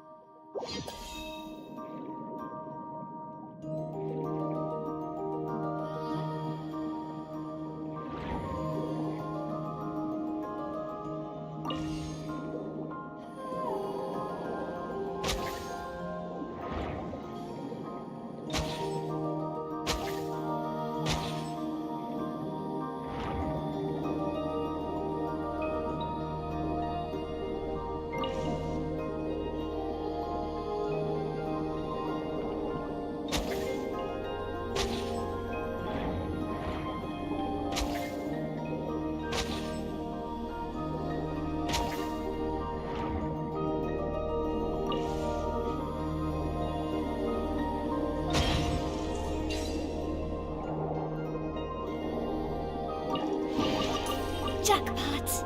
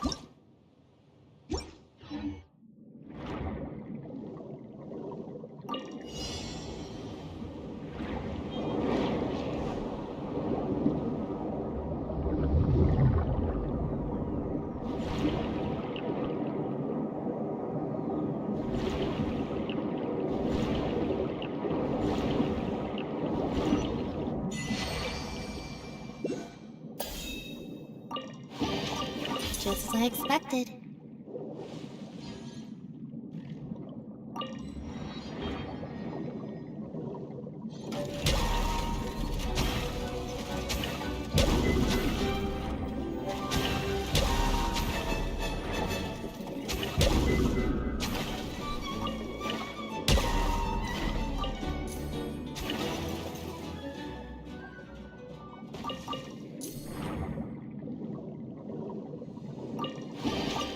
Just as I expected.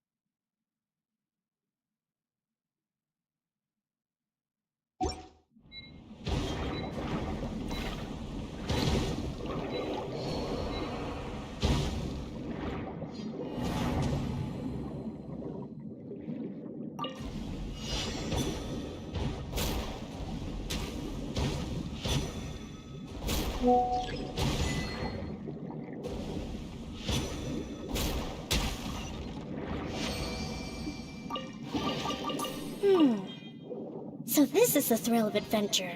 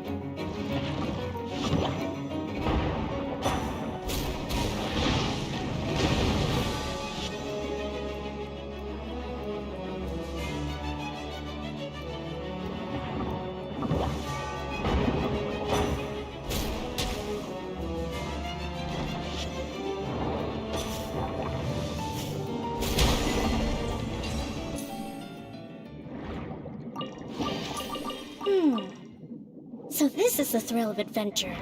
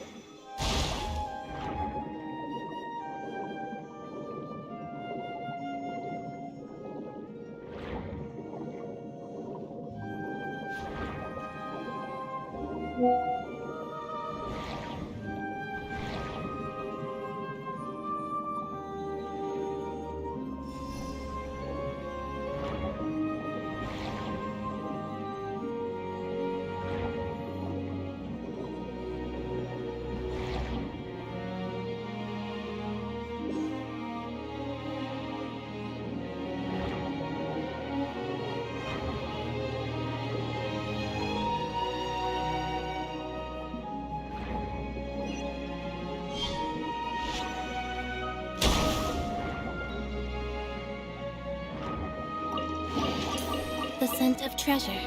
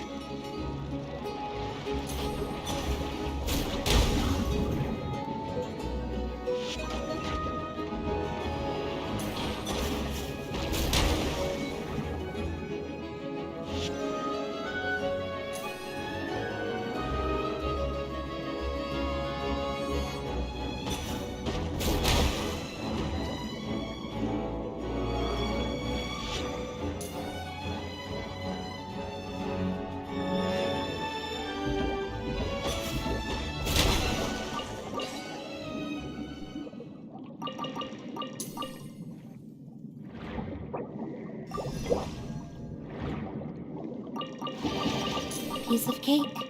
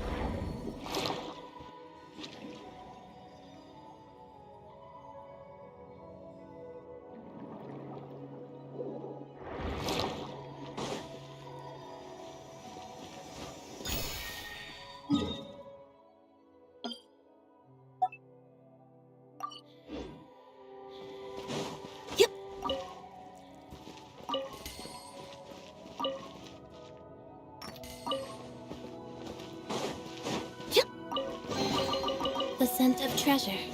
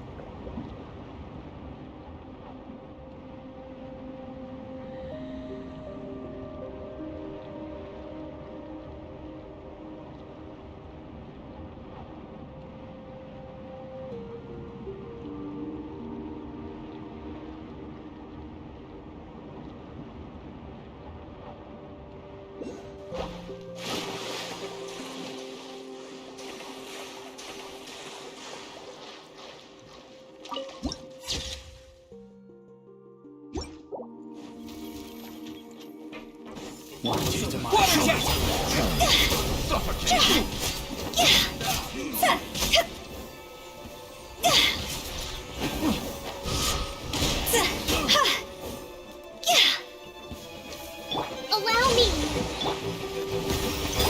Shivana, over here!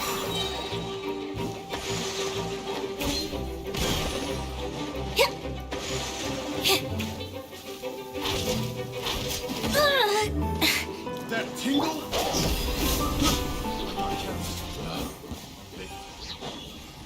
Huh?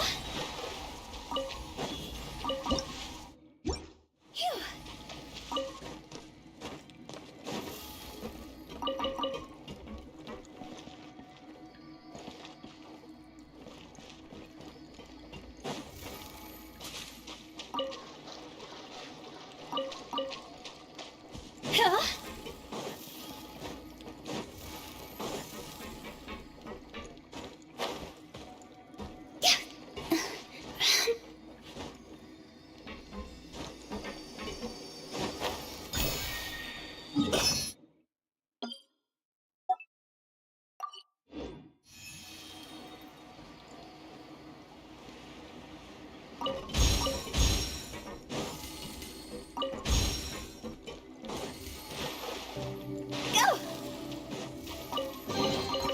Oh, what a cute treasure coffin!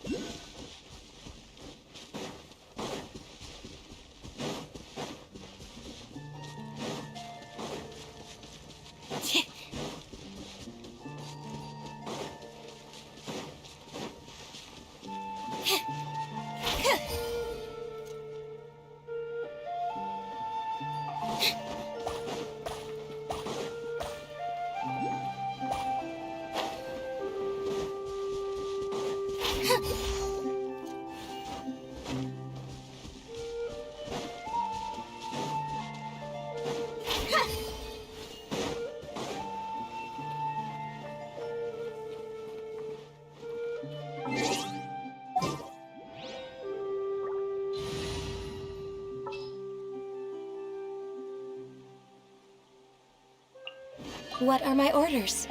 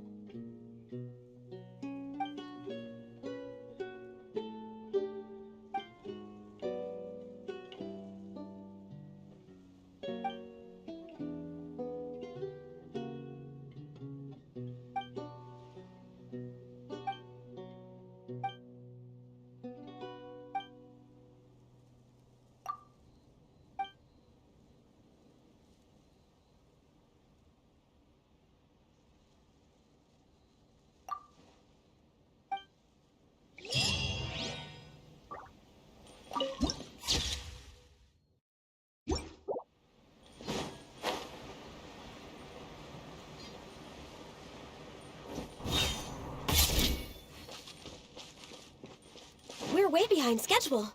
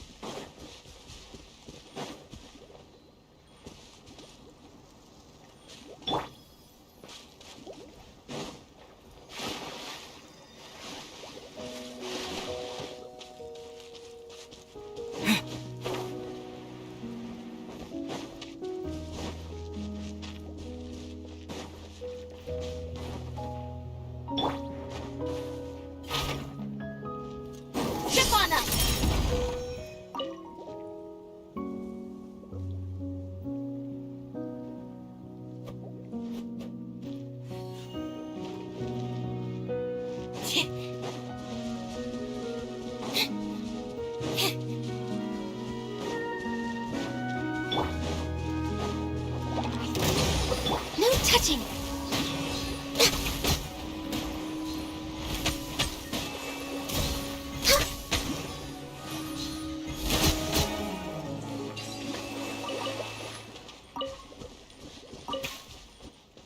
Next on the agenda...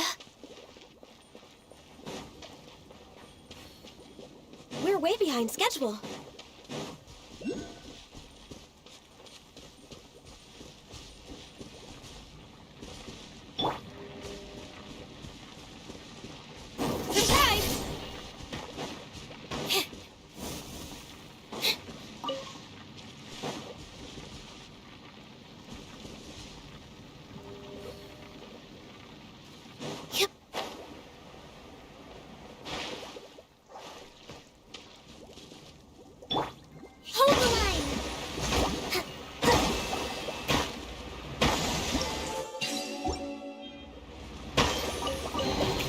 Provisions are vital.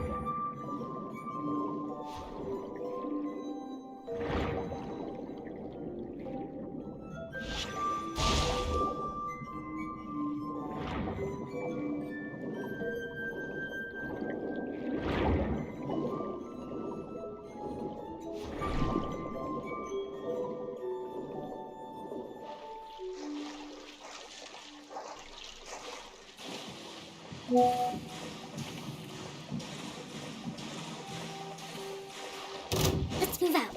Allow me!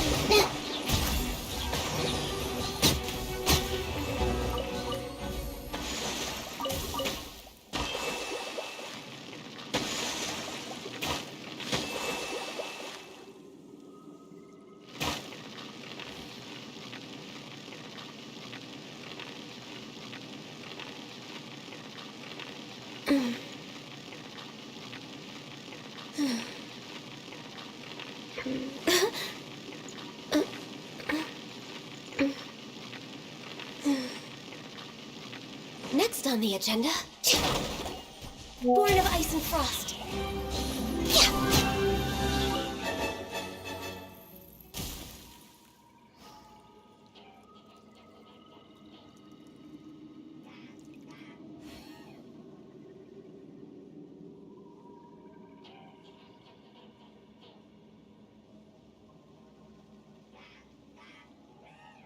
Should we really be off work this early? There is still a lot left to do.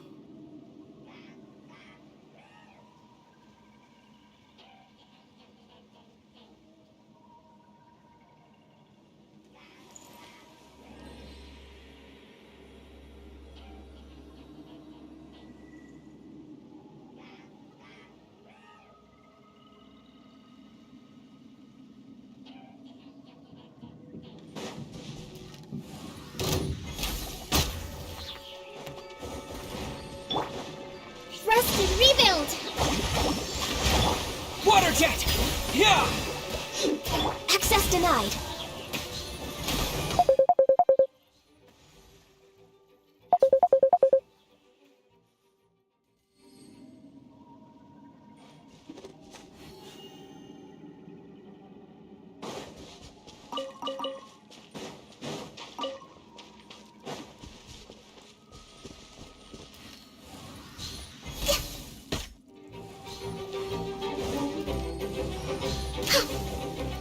No touching! We're way behind schedule.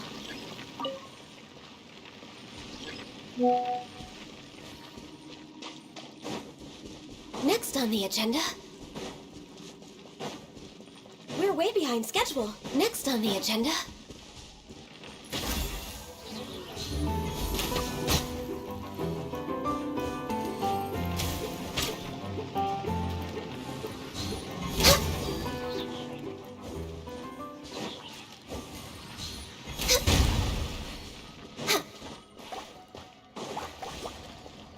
next on the agenda,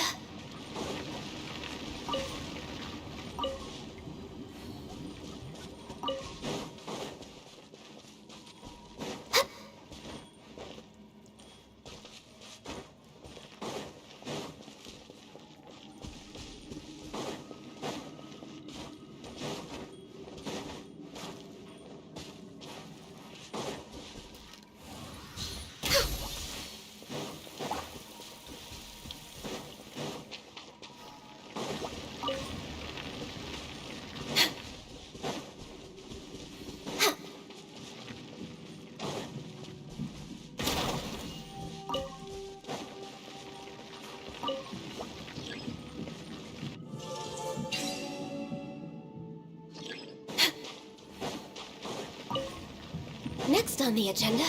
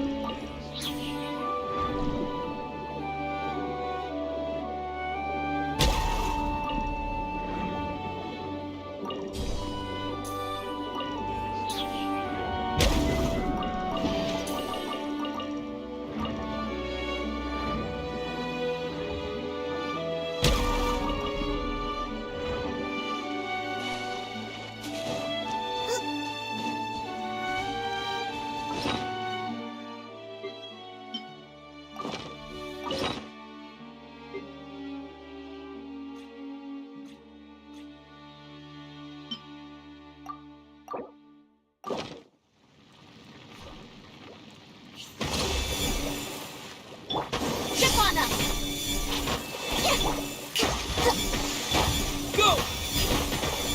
Access denied.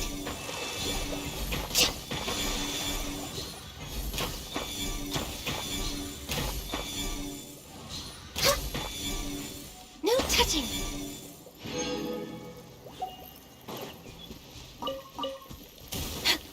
Healthy body, healthy mind.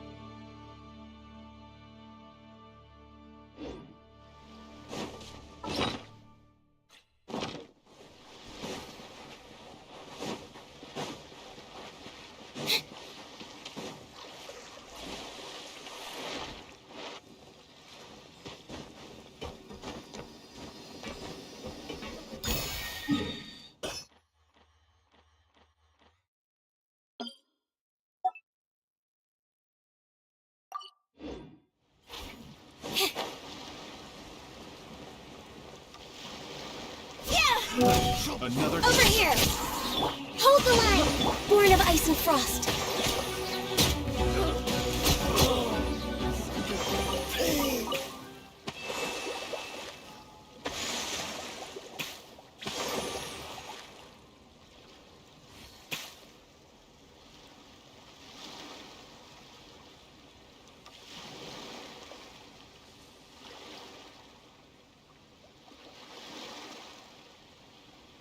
If you lie on the grass, you can feel the heartbeat of the world. We're way behind schedule.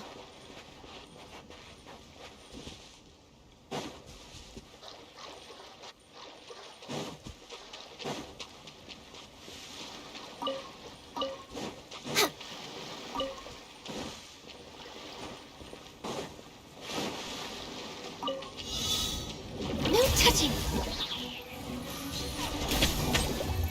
For Rex Lapis!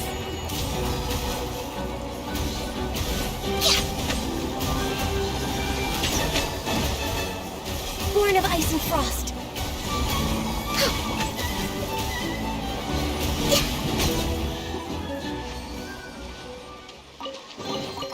Beautiful treasures are a cause for great happiness.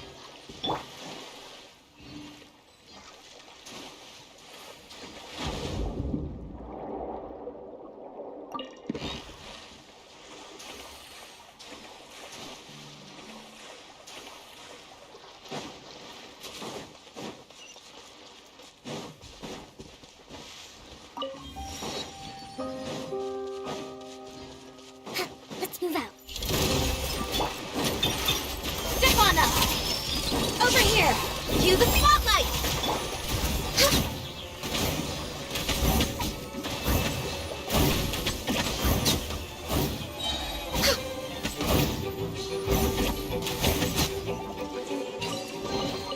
There's nothing wrong with reaping a reward every now and then. Next on the agenda...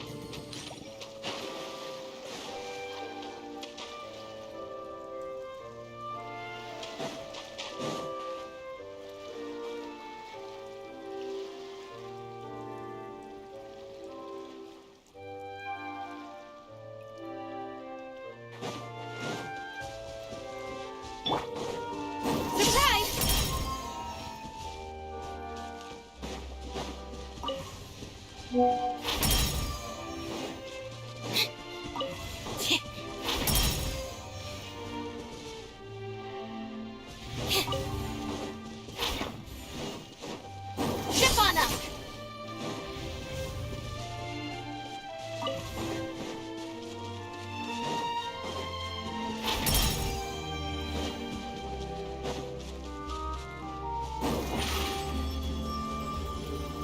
Over here!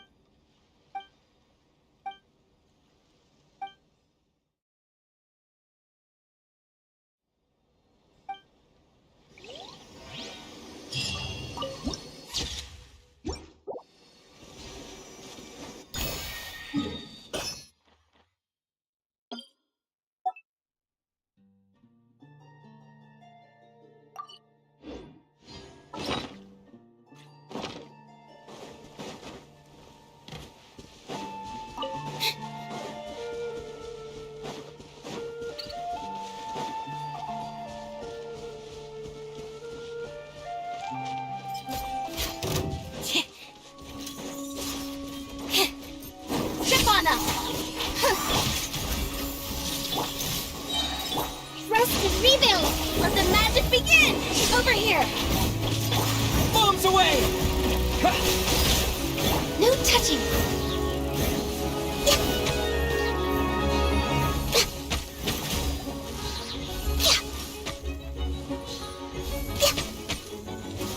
Access denied. Allow me.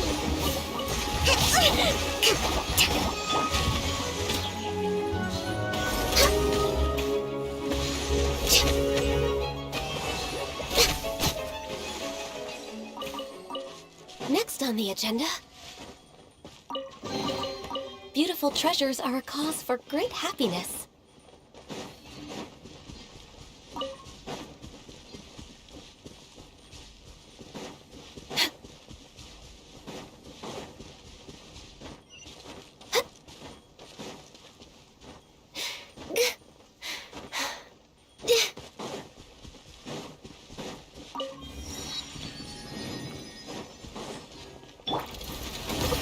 No touching! I can fix this! I'm just way out of practice. Blaze over!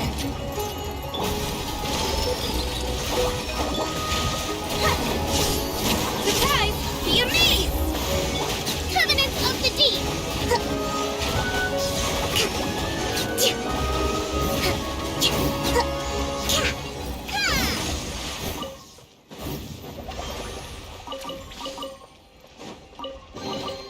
Provisions are vital. Over here!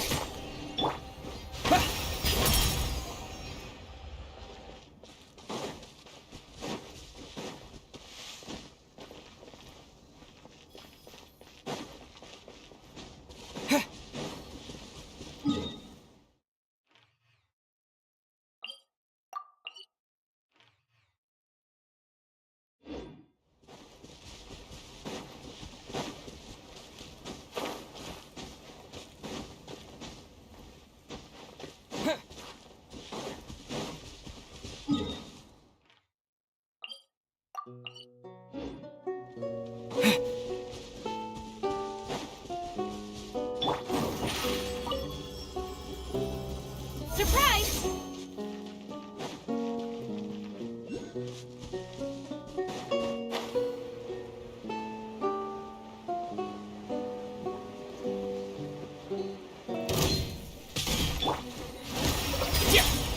Wipe out! Access Ship on up! Over here! Let the magic begin! all hail! Let's move out. Go! Rest and rebuild! Billowing surge!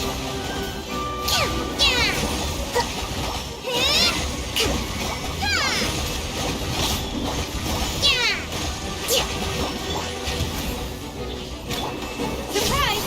Ship on up! Cue the spotlight!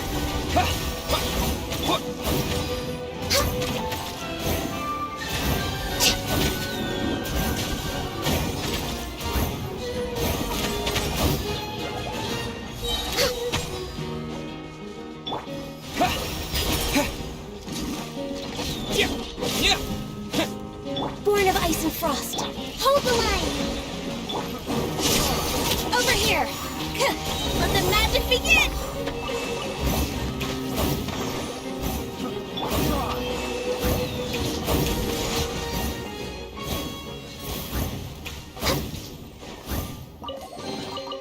Perhaps whoever left these behind was also fulfilling a contract.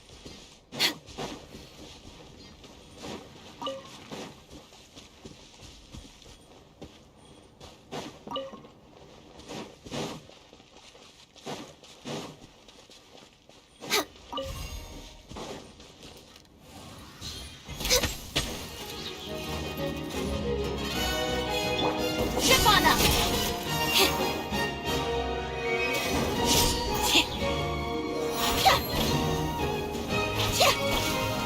No touching! Rest and rebuild!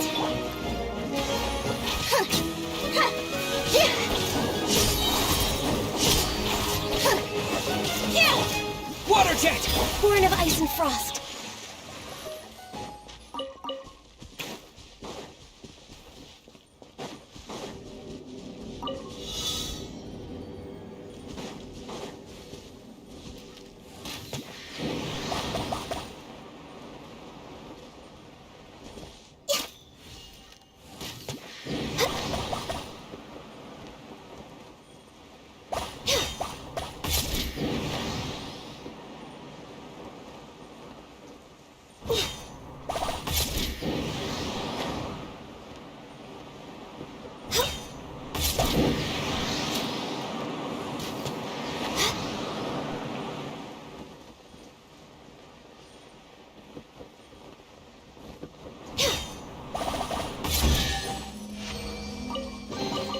Beautiful treasures are a cause for great happiness.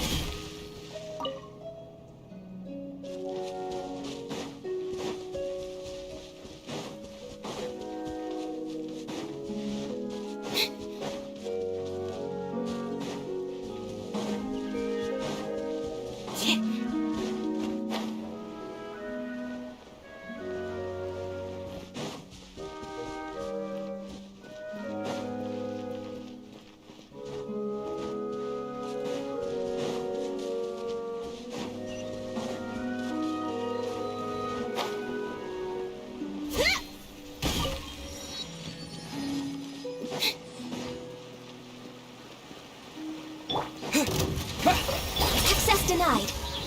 Blaze over. Over here. Cue the spotlight! Hold the line!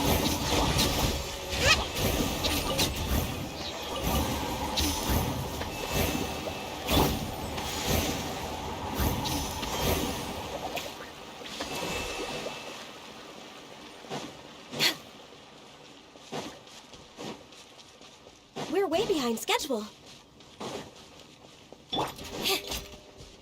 Surprise! Over here! Born of ice and frost. Uphill battle! Let the magic begin!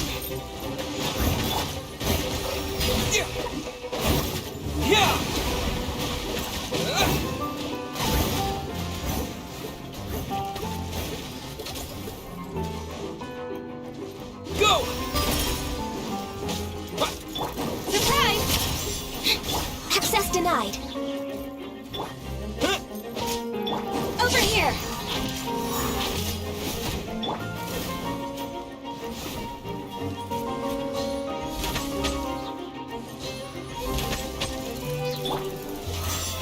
Ship on up! Born of ice and frost.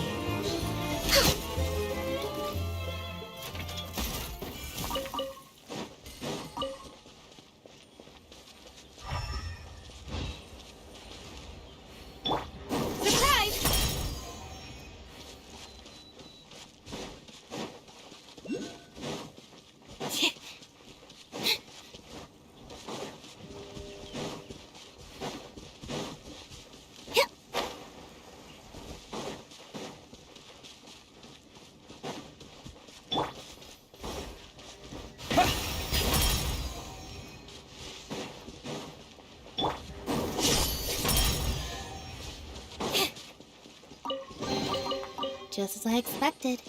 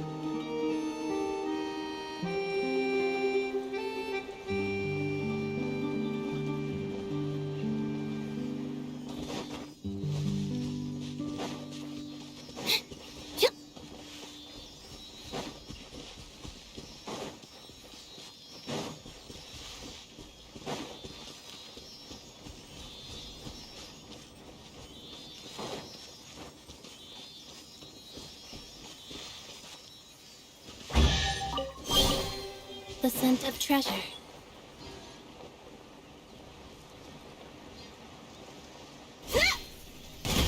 Trip on them! No touching!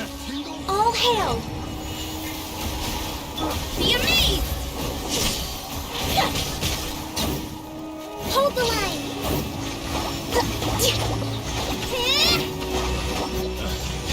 Taurus, bring refuge!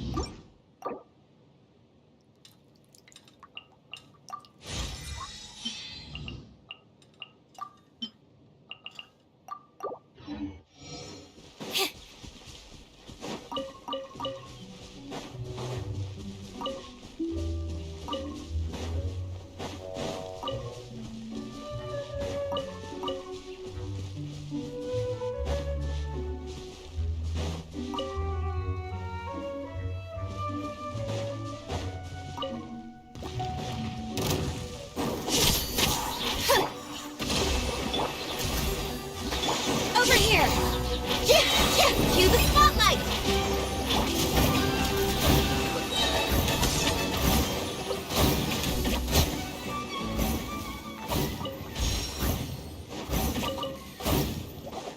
Next on the...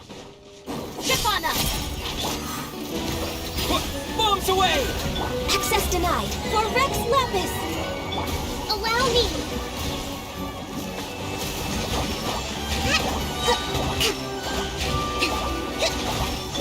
Surprise!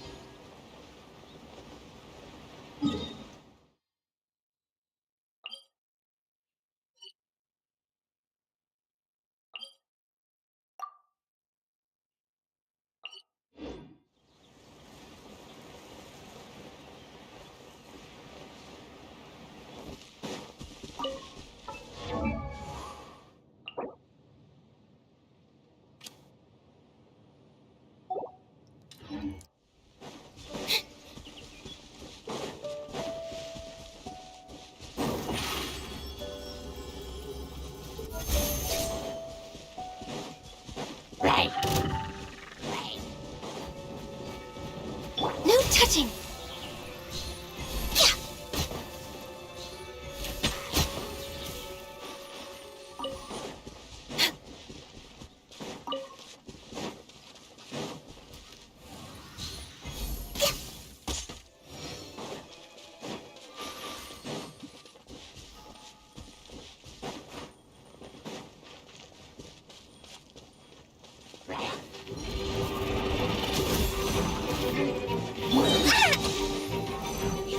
Rebuild!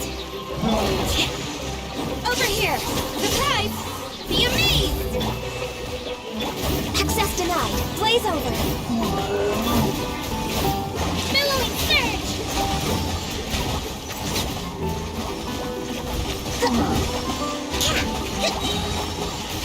Allow me!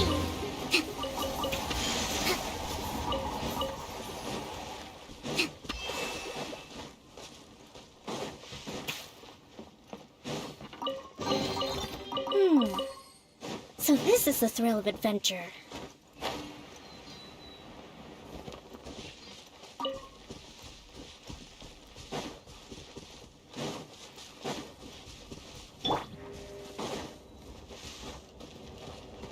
Trip on them!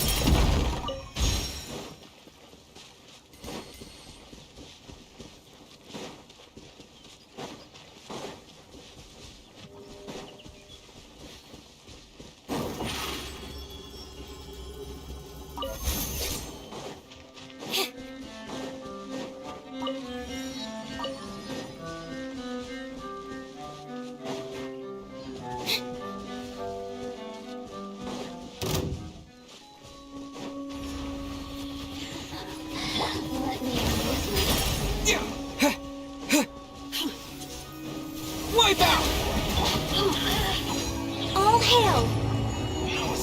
Hold! Surprise! Didn't quite dodge it. Let the magic begin! No touching. Come on! Covenant of the Deep! Over here!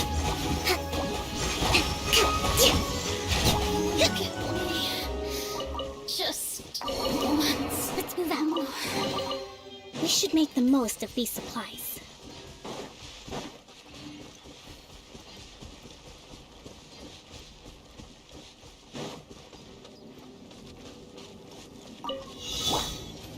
We're way behind schedule.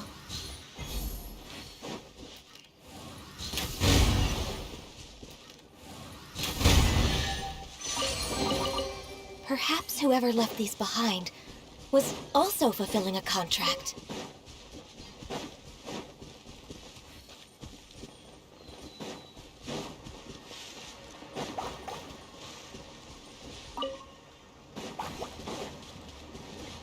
We're way behind schedule.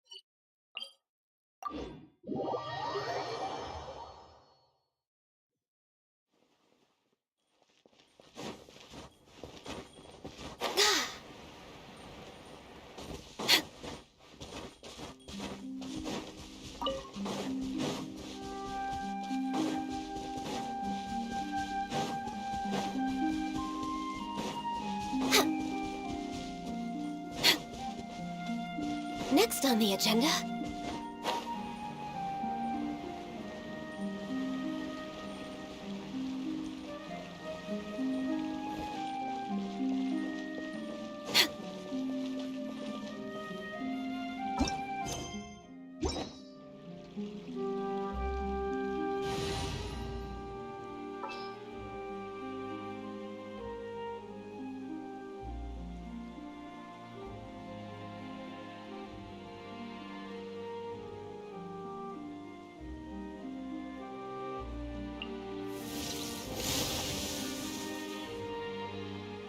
What is the situation?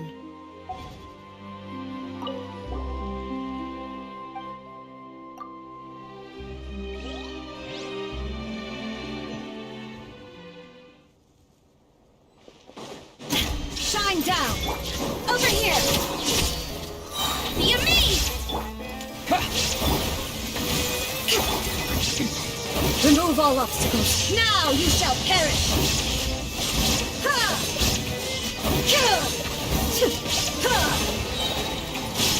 Illusion shattered! A brash maneuver! Step on up! Let the magic begin! A pelvic elect! Me! Shine down! Torn to oblivion!